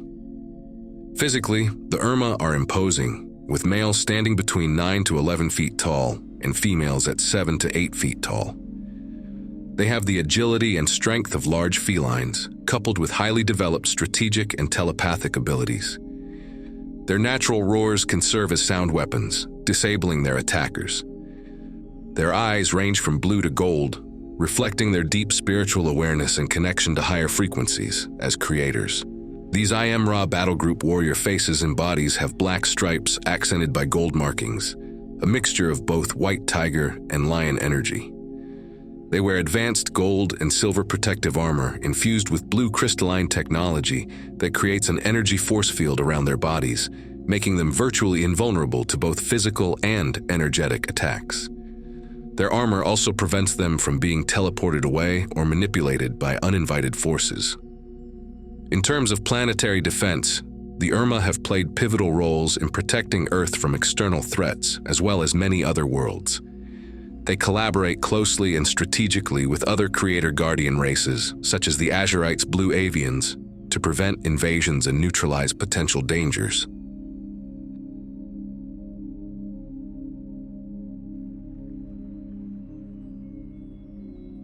The Draco-reptilians, in general, are a powerful and telepathic species with origins that trace back to another universe.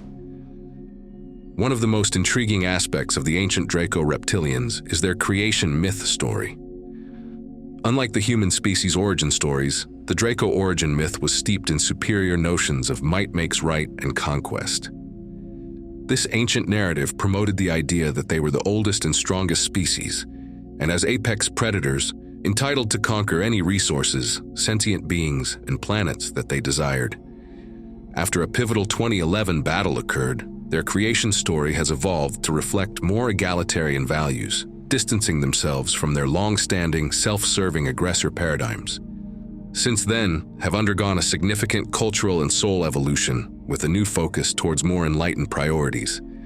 Thus, they renamed their new 5.5th dimensional species, the Decan, representing and celebrating their newfound freedom and engaging in more respectful exploration with other species. The reformed Draco pilots and warriors that had previously led the 2011 battle for Earth are now willing to step forward and introduce themselves to us humans on Earth.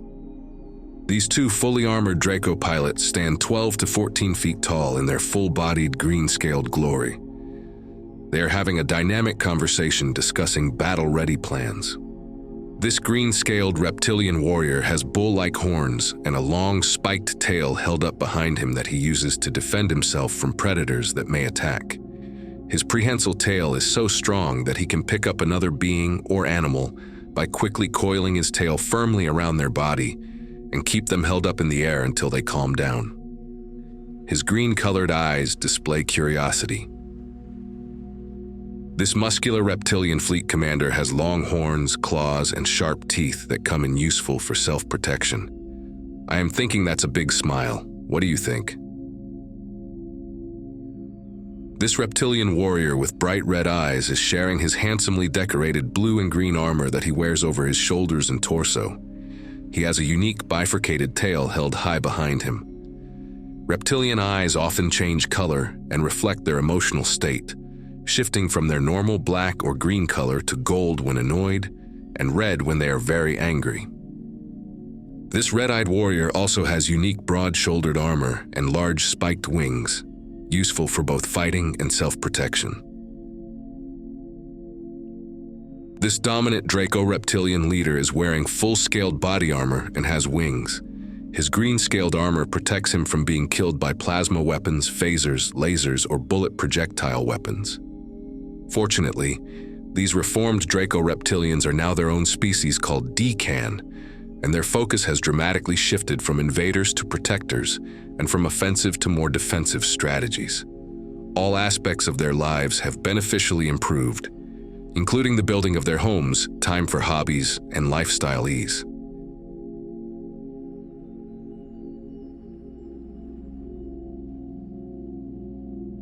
The Decan have an evolved, distinctive societal structure that sets them apart from previous reptilian species. Unlike many traditional societies, they no longer adhere to conventional matriarchal and patriarchal roles, or caste system structures of royalty or nobility. This absence of a hierarchical nobility marks a significant divergence from their past, where such governance systems were more prevalent. Instead, their society operates on principles of equality and meritocracy, allowing all individuals to progress based on their abilities and contributions rather than their lineage or birthright. Decan enhanced freedoms emphasize equal opportunities, where both males and female genders have the freedom to pursue any role or occupation they desire. This evolution allows them to now have a culture where they, as 5.5th dimensional creators, can create what they want, including how they choose to reproduce. Their newfound freedom and artistic creativity can be seen in the architecture and environs of their whimsical-shaped and stunningly diverse dwellings. The replicator technology that was shared with the Decan, can also be utilized for buildings if they desire. The Decan reptilians are known for their communal and family-oriented lifestyle. Their villages are uniquely mushroom-shaped, interconnected with a gentle labyrinth of weaving stone paths, creating a sense of unity and harmony among the residents. These reptilian communities enjoy diverse environments and views, just as we humans do. Having a penchant for bright green colors, the Decan enjoy growing bright green foliage on their roofs and walls, cascading down their stone structures. More meandering paths connect their community and clan dwellings. Their signature green color is utilized in creating their scale-like green tiled roofs that strikingly crown their condominium-type towers. The outdoor, orange-roofed shaded patio allows for more functional diversity. Here you see the combination of their green cascading foliage and glass-like green scale dome towers fitting in seamlessly with the tall desert stone spires. Some Decan use their wings to fly up to their towers. Being 12 to 14 feet tall, they obviously prefer high ceilings. The Decan incorporate special green lighting as a decorative effect for their individual homes that are built up the sides of stone spires, each with views of majestic rock formations. This is one of the Decan's community meeting and gathering places, showcasing a saucer-shaped foliage-covered canopy that offers a 360-degree view. Beautiful blue transparent glass is placed on the stairs, and transparent windows can be seen throughout this amazing structure. This decorative effect not only beautifies their dwellings, but also creates a serene and inviting ambience. Community gatherings are a central aspect of Decan life. Family and their clans are very important to them. This is another meeting place that is uniquely cone-shaped, featuring top-to-bottom beautiful blue-green tile windows, adding to the aesthetic appeal and functionality of their architecture. The spiraling multi-floor Decan condos provide foundations for the different floors that support the blue transparent windows, and narrow patios for taking off and landing when flying. They provide 360-degree views of cone-shaped rock formations, environmentally matching the topology and geography of their surroundings. Lavender clouds accentuate the lavender flowers scattered through the green foliage in their gardens. Through these intricate and architecturally unique designs, the Decan create inspired living spaces that not only meet their physical needs, but also enhance their communal and spiritual lives. Their homes and environments are a testament to their sophisticated culture and harmonious nature-enhanced way of living. Let's explore new priorities and some hobbies that the reformed Decan members enjoy.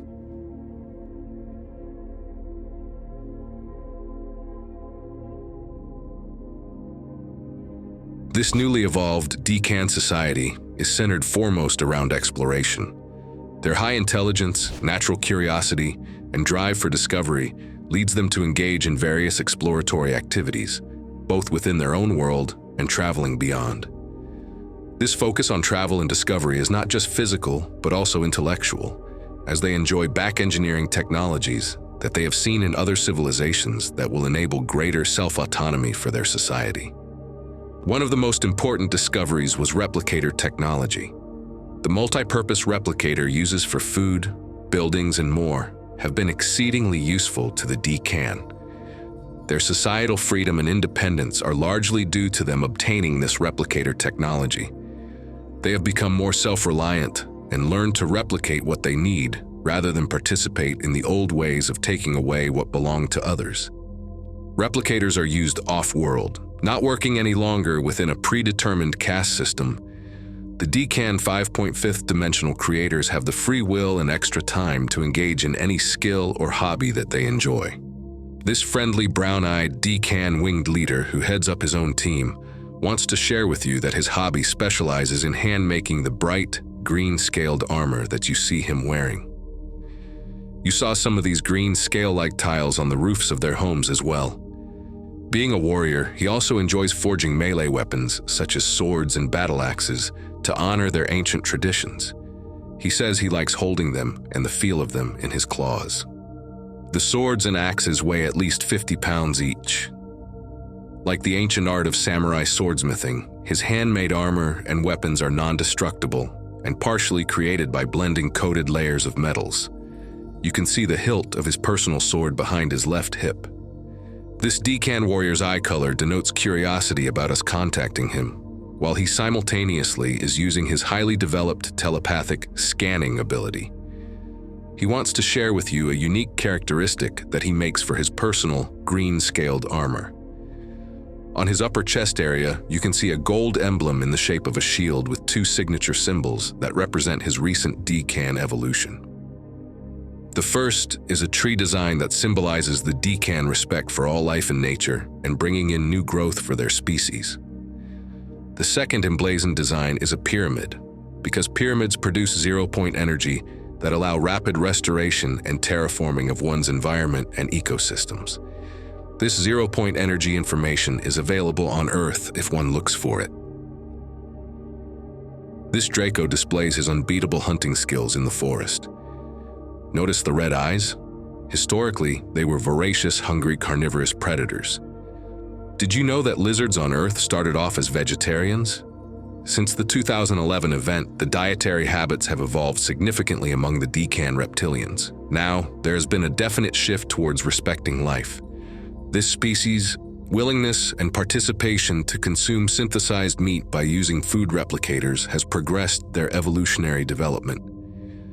Synthesized meat provides all the necessary nutrients without the need for hunting or predation, reflecting their new commitment to more sustainable and ethical practices. A fascinating trait of reptilians is their natural ability to grow limbs and regenerate quickly. Think of what happens when a salamander or lizard loses part of its tail. The Decan also had made available to them the advanced holographic regenerative medical pods for healing injuries and illnesses, which enabled even more rapid and efficient regeneration than they already had.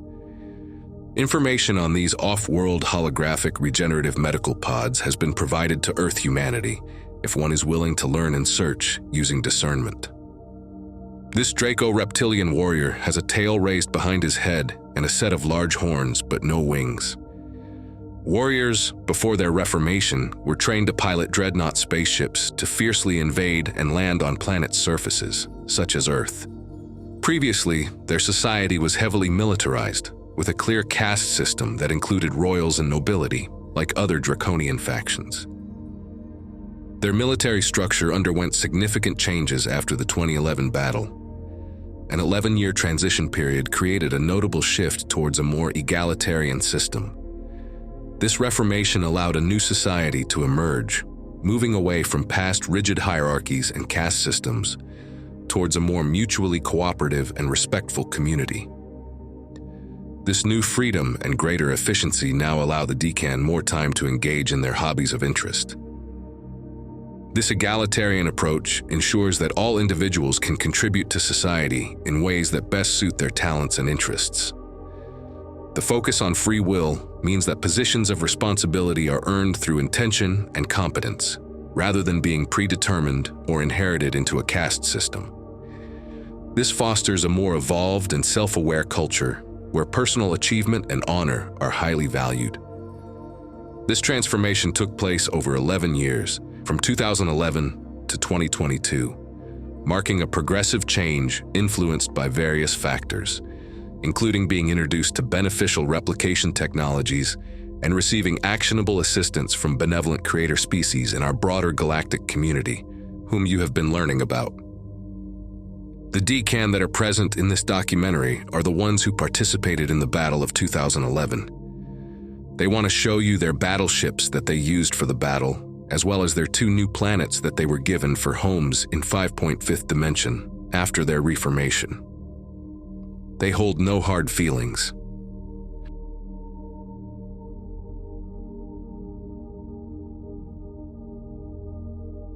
The Decan commanders, pilots, and warriors were willing to share with you their 3 types of dreadnought battleships that they were piloting during the Battle of 2011 for Earth. Being warriors, they are proud of their ships and their ships' abilities. In 2011, they were sent on a mission as Draco reptilians to overtake Earth. The Decan dreadnought ships are among the most formidable vessels in the galaxy. These massive, heavily armed warships are designed for both offensive and defensive operations. boasting an array of advanced plasma cannons and protective energy shields.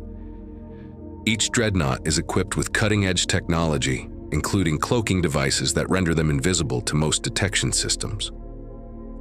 This huge bright green battleship is shooting white plasma from their cannons that are positioned on the sides and around the ship.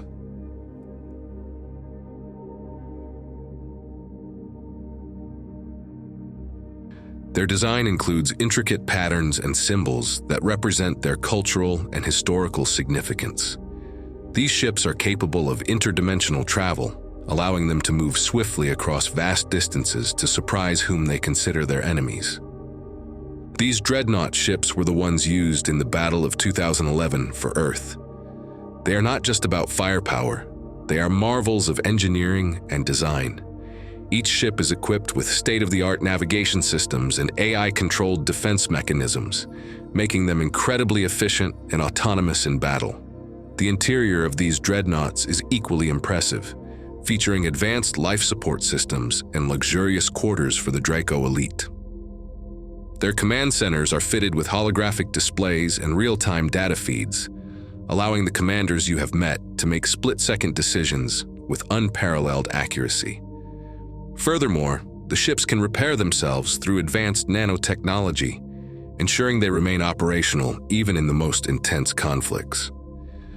These features make the Draco dreadnoughts not only symbols of power, but also of technological sophistication and resilience.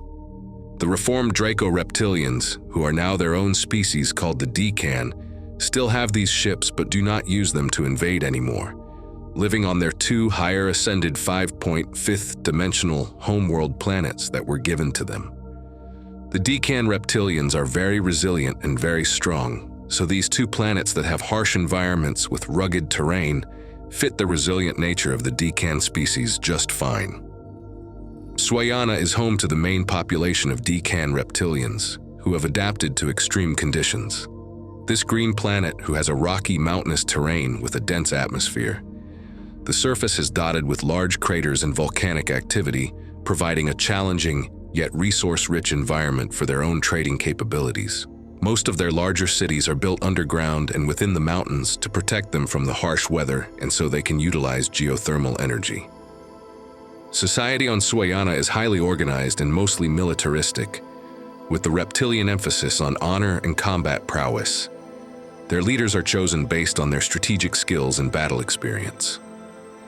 Gale is their second home planet they were given and is more relaxed and less militaristic than Swayana. It is a lush, forested planet with a more temperate climate compared to Swayana. It features vast jungles, rivers, and a diverse ecosystem. The species living here is predominantly Decan. However, it is also home to other species that have formed symbiotic relationships with the Decan. The inhabitants on this planet are more focused on research, agriculture, and developing new technologies. There is greater emphasis on innovation, environmental stewardship, and interspecies cooperation. These two planets, with their contrasting environments and cultures, reflect the dual nature of the reptilians, both warriors and scholars, past conquerors and present caretakers. In summary, the core philosophy of the new species of Decan reptilians are now primarily focused on the importance of exploration, the pursuit of knowledge, and the expansion of their understanding of the universe. This philosophy encourages them to explore new worlds and technologies, always seeking to learn and grow. If they see something they like as a new idea, they remember it, and when they return home, they replicate it for themselves in the replicators, creating much more autonomy for their species. Their commitment to their new freedom and more evolved ascended understanding is reflected in their societal structure, with no more caste systems, and valuing individual freedom and the right to choose one's path. These guiding principles define their new Decan cultural evolution as a more harmonious and enlightened existence.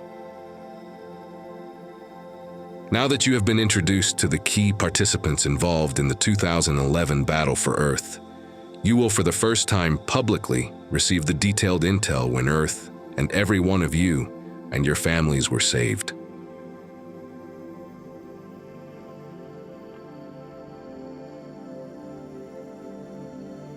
In 2011, humanity on Earth faced a significant threat when the Draco reptilians launched an invasion attempt that lasted 6 months.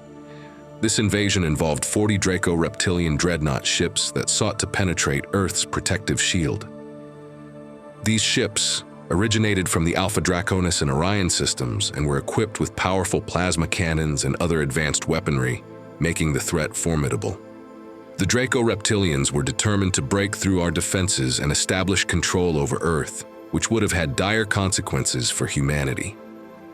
The prime defenders of Earth and humanity was assigned from the original Paa-Tal to the highly advanced 11th dimensional Azurites, blue avians creator species. The Azurites, with their timeline abilities that span across the cosmos, foresaw that the Draco reptilians were about to invade Earth and its people, and that it was imminent on different timelines, which means no timeline adjustments could be made. Discovering this, the Azurites immediately teleported their huge, faster-than-light sphere ships. The sphere ships instantaneously materialized near Earth's orbit, and the Azurites' blue avians manifested a defense strategy by creating a very strong, multi-layered protective shield around Earth, using Earth materials that Earth herself volunteered, being a sentient being. These Azurite ships are powered by crystalline energy cores and emit various frequencies that are able to keep strong and maintain this 14-layered protective extra shield around Earth. Their cloaking ability comes from the purple crystalline core of their sphere ships, capable of emanating many color frequencies outwards. The Azurites' enormous sphere ships are the size of planets, but remained invisible the entire time, so the Dracos could not see them or know they were there. The shield was up when the Draco reptilians entered Earth space through a portal.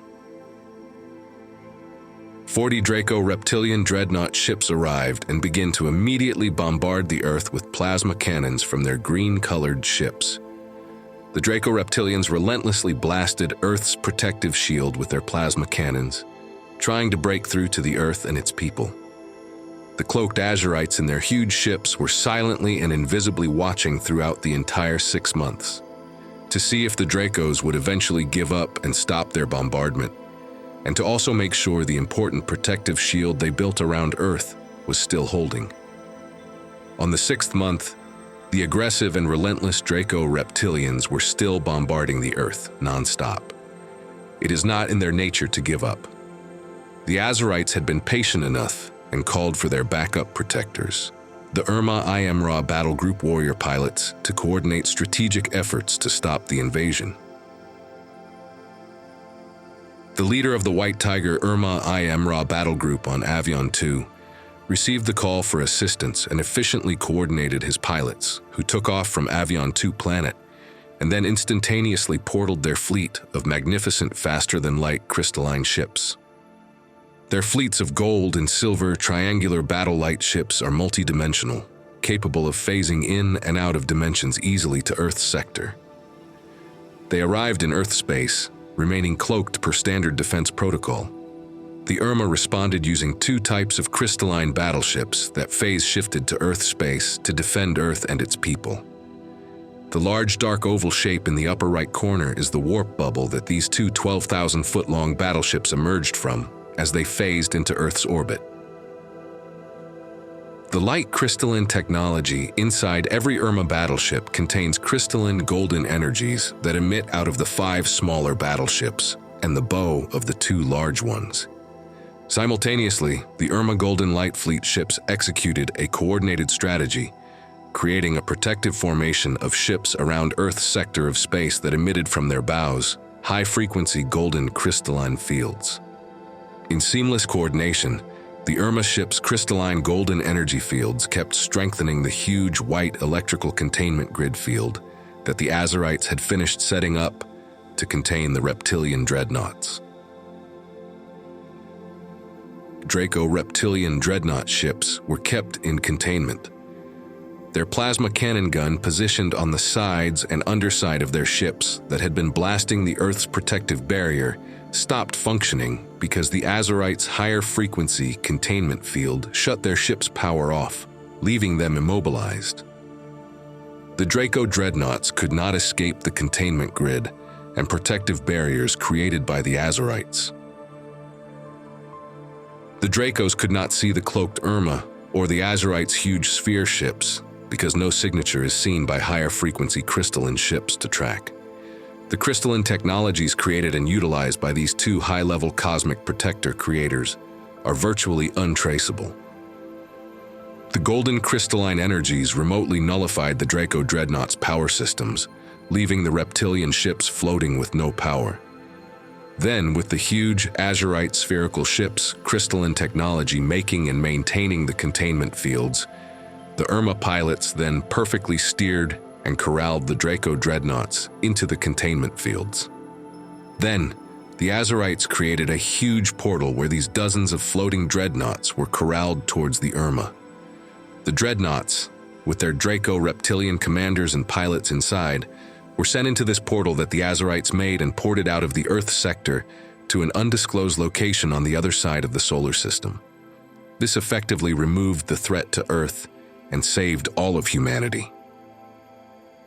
Both Azurites' blue avians and the Irma felines, being high-dimensional protector creators, are always oriented towards defensive strategies rather than mainly offensive strategies.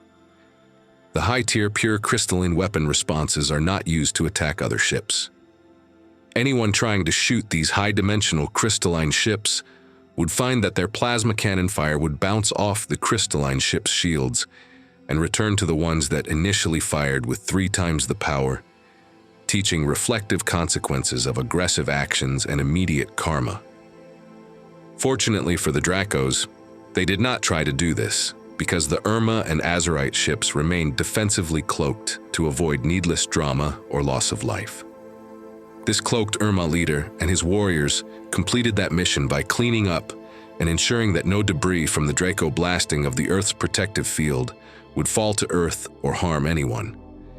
No evidence is ever allowed to be seen or left behind on Earth for humans to discover. This is one reason why humanity rarely learns about detailed events like this, and the many ways and times we on Earth have been protected by these invisible creators.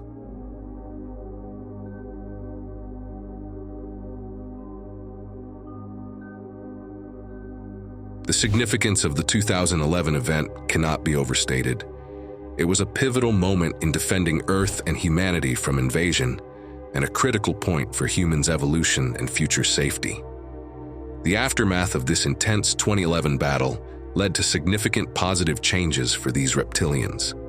The Draco reptilian species, like many other advanced species, can telepathically connect to each other. So, this newly reformed 5.5th dimensional decan species has been sharing their updated knowledge and deeper truths about what caused their over-aggressive tendencies. This transformative process took them from 2011 to 2022.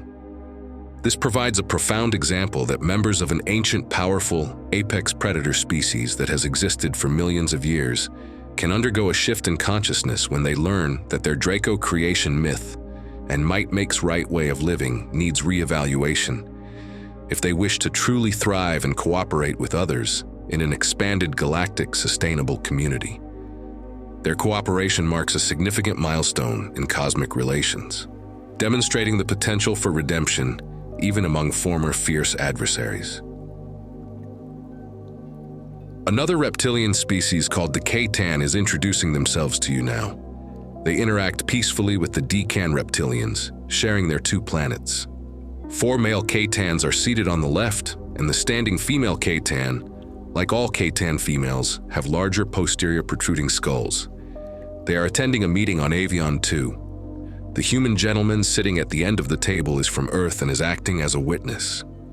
1 or more witnesses to meetings and negotiations between species are often requested by the participating species themselves. You may find it surprising that chosen witnesses are often Earth humans from our Congress, military, and secret services. At this diplomacy meeting on the Irma's Avion 2 planet, you see 2 lizard reptiles, along with a different reptile group, sitting around the large table, along with 3 congressmen from Earth as witnesses. The being on the right front is an amphibian-reptilian hybrid who is shepherding the meeting to make sure it goes smoothly. These lizards are from the Milky Way galaxy and are a large contingent desiring to come to Earth for new educational experiences. Standard rules for visiting species are: the extraterrestrials are not allowed to take anything from Earth and must remain cloaked, so local humans do not see them. You may be surprised to learn that many extraterrestrials walk the streets on Earth, and some wear holographic special suits to appear as human. Irma feline protectors often safeguard Earth and its inhabitants from both internal and external threats, while maintaining invisibility. The Irma come to Earth to check on communities, see how countries are doing, and chaperone human ambassadorial programs. As protectors for us, these two Irma just ported into an Earth airport fully cloaked to see how things are progressing in that area of the world. The Irma on the right is still morphing from being on all fours to standing upright on his two legs. The humans, who can't see the white tigers, are watching the advertising promotions and flight patterns displayed holographically up on the walls. The Irma offer us lots of assistance behind the scenes. Are you wondering the reason why the Irma and other extraterrestrials remain invisibly cloaked when on Earth? The reason they stay cloaked for humans on Earth is so that we can continue our soul evolution in accordance with strict protocols following the two universal laws of free will and non-interference for Earth. Their invisibility affords us the opportunity to continue to choose our own free will ignorance, without coercion or seeing obvious proof, that could force cognitive dissonance from awakening to bigger truths too fast. This fully cloaked Irma is chaperoning and ensuring the safety of a group of humans at a secret stellar facility who will be future human ambassadors. They do not see him. If you choose to invite more expansive positive thoughts into your life, how about experimenting with this thought? Every possibility exists until I can prove it doesn't. That is a lot more fun than fear, doubt, or cynicism.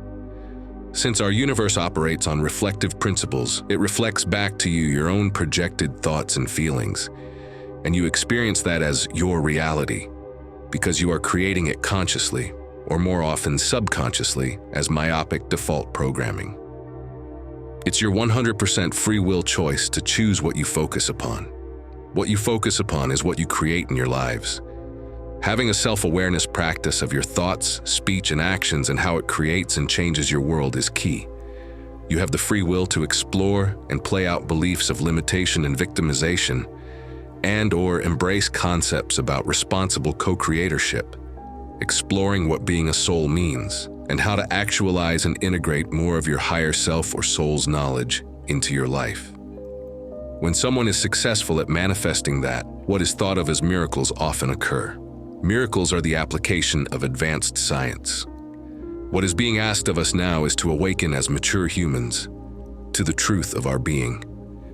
It may be useful to loosen outdated religious dogmatic narratives, learn to not be intimidated by peer pressure, and allow more space to let in expansive knowledge that flows from your infinite soul, often in the guise of subtle thoughts or intuition. Respectfully acknowledging the existence of off-world humans and galactic species in a more neutral manner without fear, prejudice, or racism are all examples of soul advancement that incorporate big-picture views.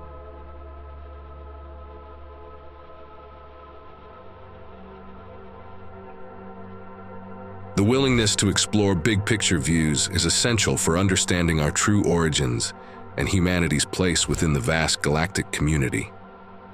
Earth is not isolated, but part of a complex and interconnected cosmos filled with diverse, intelligent species. In 2020, NASA released a study based on data from the Kepler Space Telescope that estimated that the Milky Way galaxy that we live in has at least 300 million potentially habitable planets. This study suggests that about half of the stars are similar in temperature to our own sun and are most likely rocky planets that would support liquid water, enabling life. In this documentary, the Paa-Tal shared how they create planets for the purpose of providing future habitation for diverse, sentient life. Designed as a living library, our Earth contains 8.7 million different plant and animal species, discovered so far. Many of those species, and even larger hybrids of various ones, can be found inhabiting different worlds much older than Earth. You have been introduced to some of these species in this documentary's council meetings. So logically, not to be open to the existence of multiple galactic species represents entertaining a choice of ignorance. All life is sacred, interconnected, and deserves respect. This gained wisdom will help us appreciate our responsibilities we have as stewards on Earth, whose cosmic design was for the purpose of exploring unity through maximum diversity. As you learn more about your hidden history, you will understand that many species did not originate on Earth but arrived here early on. You will meet and learn more about these earliest creators in Part 2. The collaboration among the various extraterrestrial creators introduced to you epitomizes the concept of unity through diversity, which is the prime lesson for humans to experience on Earth and learn from. These creator-interspecies collaboration exemplifies and encourages us to practice maintaining neutrality, fairness, compassion, and mutual respect with others. The ability to be neutral and non-prejudicial are necessary goalposts for our soul's evolution. Here you see two Irma on Earth that remain invisible. One Irma is psychically looking deep into this boy's lifetime. This young boy is an orphan and has no family.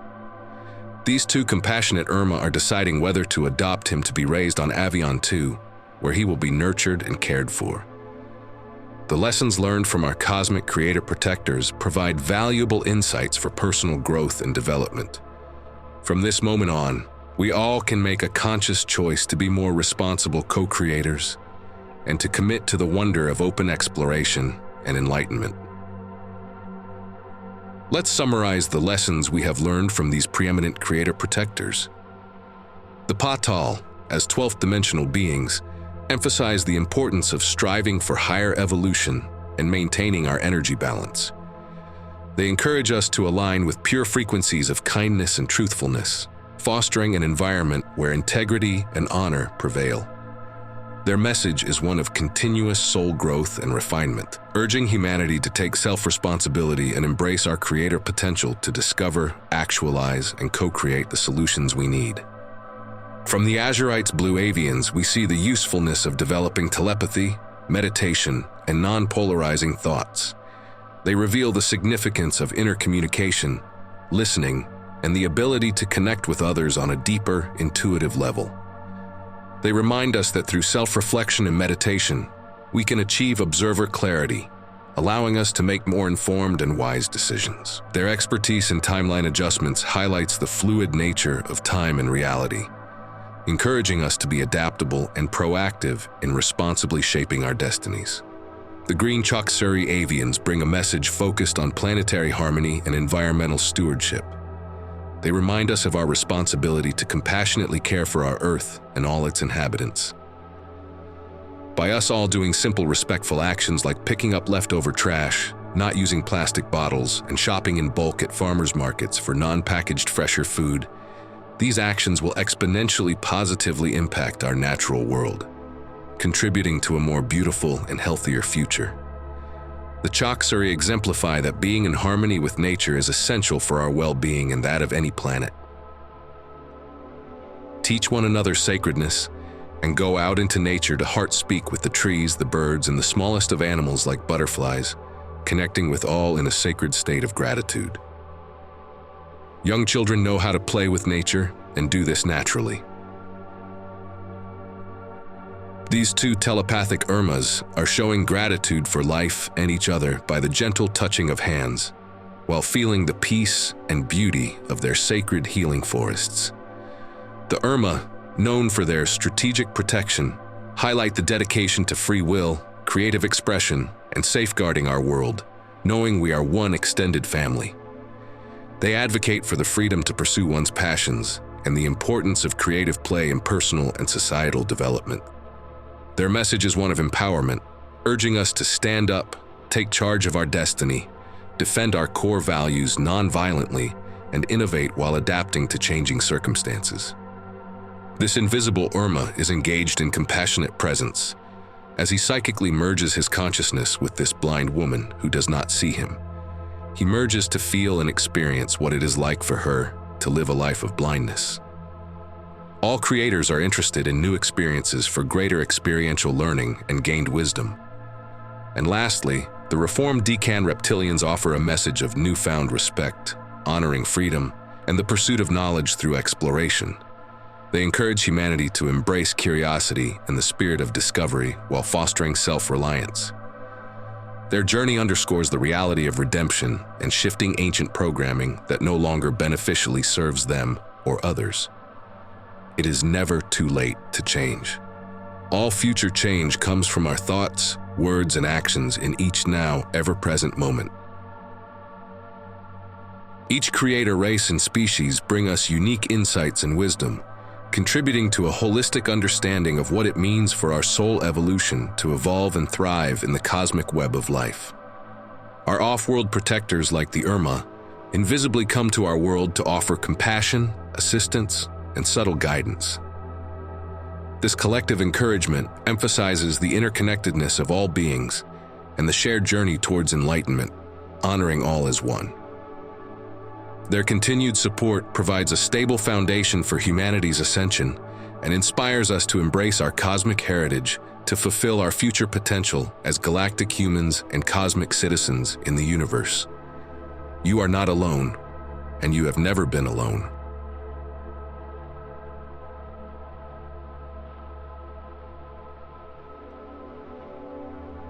This part 1 of a 3-part ongoing docuseries is published as a respectful multidimensional collaboration given to humanity as a gift of frequency upliftment. We are grateful for the protector creators and each species Akashic Records representative who stepped up as cosmic collaborators. All were available 24/7 to ensure that this documentary accurately represents each of them and contains the authentic unveiling of their ascended creator responsibilities and lives, providing historical truth disclosure at this time of awakening for humanity. When asking the Azurite's Akashic Records keeper, if you can share for humanity, the first simple step that we can do to empower ourselves for our ascension and soul evolution, what would you say? The wise blue avian responded, "An open mind creates possibilities without limitations." If that's the only thing you can do, keep an open mind that anything is possible. Much of humanity's evolutionary priority is about becoming aware of who we truly are as souls and the present ascension opportunity on Earth. Our soul advancement is wholly dependent upon our intentions, self-reflections, choices we make, seeking answers to our questions, and taking creative, proactive steps. Believe it or not, solutions for everything we need energy-wise, health-wise, and eco-wise have already been invented. Due to the law of non-interference, off-worlders are not allowed to give humanity on Earth advanced beneficial technologies that private corporations at high levels are quietly utilizing for themselves. This law requires that for humanity to mature, we need to awaken and put in the effort ourselves, to learn about what has been hidden from us that prevented greater freedom. If humans stay ignorant and make no effort to learn, discern, question, and discover these inventions and other truths, no improvements will happen. If you want to be healthier and creative, think outside the outdated schooling and media rhetoric that keeps you lulled in a small, limited box. Humanity on Earth were created as creators and are intelligent and resourceful. It is the time to awaken now and understand. Often situations that initially appear challenging can become our positive future when creative solutions arise from deeper knowledge, providing new perspectives. We have the tools we need to create change. These tools are within us and around us. Let's step up and remind ourselves that taking a small initial action step can lead to a large amount of freedom, especially when done in the spirit of empowered collaboration. Did you know that every thought, word, and deed you do is recorded in the Akashic Records of your life? You never know when a small cooperative action step will create an exponential positive outcome for humanity. To assist you, we offer as takeaways 3 easy and effective proactive steps to do right now that will shift your lives and planet for the better. These proactive steps follow universal law. Action step 1, write to one congressman or representative en masse. Start by seeking out the vast knowledge of hidden advanced healing technologies, zero-point energy, replicator technology, and over 5,000 publicly undisclosed patents that most citizens know nothing about. Amazing positive technologies and truth disclosure knowledge can be found on our channels and elsewhere.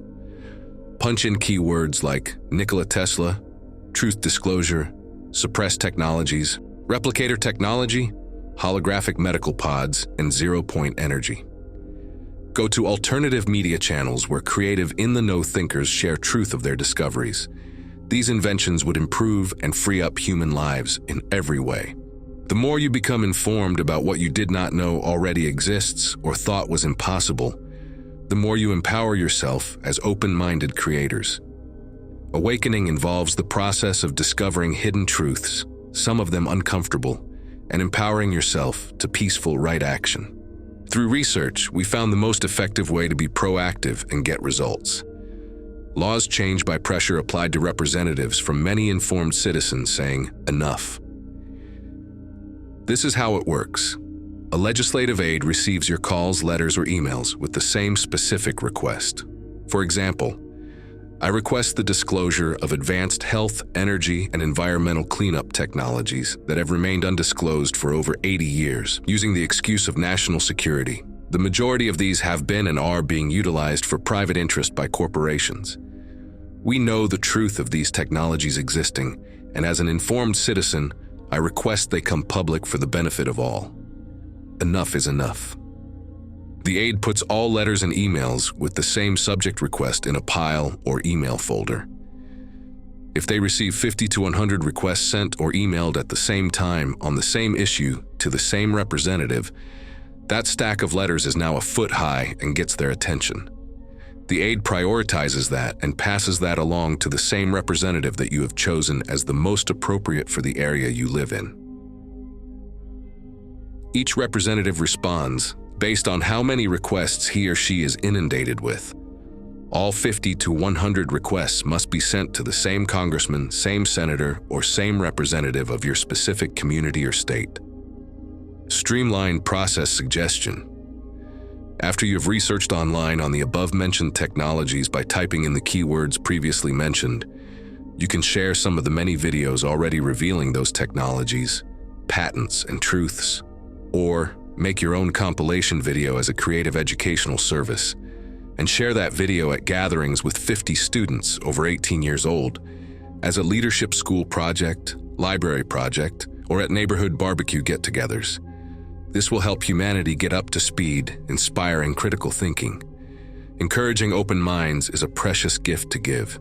At these gatherings, have ready a professional letter you wrote requesting, for example, disclosure of advanced technologies that benefit citizens' health and well-being. Make 50 copies of that letter and buy 50 stamped envelopes with the typed address on the front of the envelope of the same representative of your area or state. After watching and discussing the video, have each person take a copy, sign the letter request, insert into the envelope with their return address on it, and mail it from the post offices. You have just helped 50 to 100 people become informed and proactive in an effective way. Your representatives in Congress are receiving your letters from around the world en masse. In this manner, we are demonstrating self-responsibility and right action. The universal law of free will means it is up to humanity on Earth to get informed, awaken, and take the action steps to notify governmental representatives. No one else is allowed to do it for us. If the citizens of Earth do nothing, our reality will not change for the better. As a creator, your intentions and actions in this reflective universe are how life improves and shifts, both for you and the collective. This self-responsible, proactive step allows for a greater increase in ascension frequencies, enabling the transition to a more beautiful fifth-dimensional Earth reality, as illustrated in this recommended Action Step 2. Action Step 2.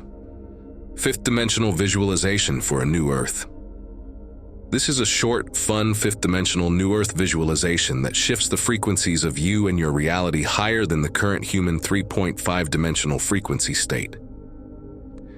Humans are electromagnetic beings, and many are choosing to upgrade their frequencies by conscious intent, electrical, and positive feelings, magnetic, creating and magnetizing to them a fifth-dimensional or higher ascended Earth reality to live in. What you focus on is what you create. To assist you in this quick and easy visualization, we offer you 2 renderings of 5th-dimensional homes and communities with colorful environs to focus upon. As creators, feel free to use your imagination to visualize a 5th-dimensional creative home of your liking, in a beautiful neighborhood, and living in a light-filled world. Through intention, send your visual image outward into the light fields of your personal quantum reality hologram, and the collective as well. While visualizing, allow yourself to feel the upliftment and sense of well-being you feel from living in this higher frequency and brighter-colored, ascended 5th-dimensional New Earth reality. Walk around, explore the beauty, scents, and sounds. The more detailed you allow yourself, the more it manifests, because you were born as a creator, and creators create. Action Step 3. 1-minute daily mantra. This is a 4-word daily mantra that people around the world are collectively sharing for helping the world shift to the 5th-dimensional or higher New Earth that feels lighter, brighter, and more joyful. You will be taking 3 long, deep breaths and saying the mantra 3 times in a row while visualizing golden light. Acknowledging the creator that you are. Imagine golden light coming down from source through the top of your head, filling your heart and torso with this golden light as you take a slow, deep inhale. Then open your arms wide as you slowly exhale this golden light out through your arms and legs, seeing and creating a circle of golden light surrounding you and radiating out in all directions like the rays of a golden sun, while you say out loud, "All shift happily now."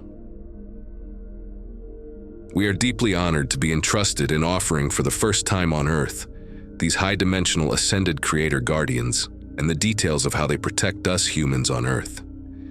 Know that you are cared for, and if moved, please share this documentary far and wide. We appreciate each of you and thank you for your generosity of spirit in all ways. Special thanks to Ileana Ka's advanced Akashic Record psychic readings and 3D authentic renderings have brought these live beings to life. Her dedication to historical accuracy and detailed descriptions has been invaluable. Jason Cooper, our art director and narrator, has played a crucial role in creating engaging and informative content in a multimedia format. And Marilee Milmo, visionary executive producer, Akashic Records content researcher, synthesizer, and script writer, has tirelessly worked to ensure that all the elements of this project come together seamlessly. Keep updated by clicking on YouTube notifications for Part 2 and 3 of this Creator Protectors docuseries, and Volume 1 of 3 volumes books will soon be available at Amazon. You can find out more about Marilee Milmo at her Cosmic Brilliance YouTube channel and cosmicbrilliance.com. Ileana Ka, the Star Traveler, can be found at the Awakening Cosmic Reality YouTube channel and her website at seekingthetruthinr.wixsite.com/startravelermessages. Jason Cooper's work can be found at the Alpha Awakenings YouTube channel and the website alphaawakenings.com. All links are in the description of this video. Thank you for taking this journey with us.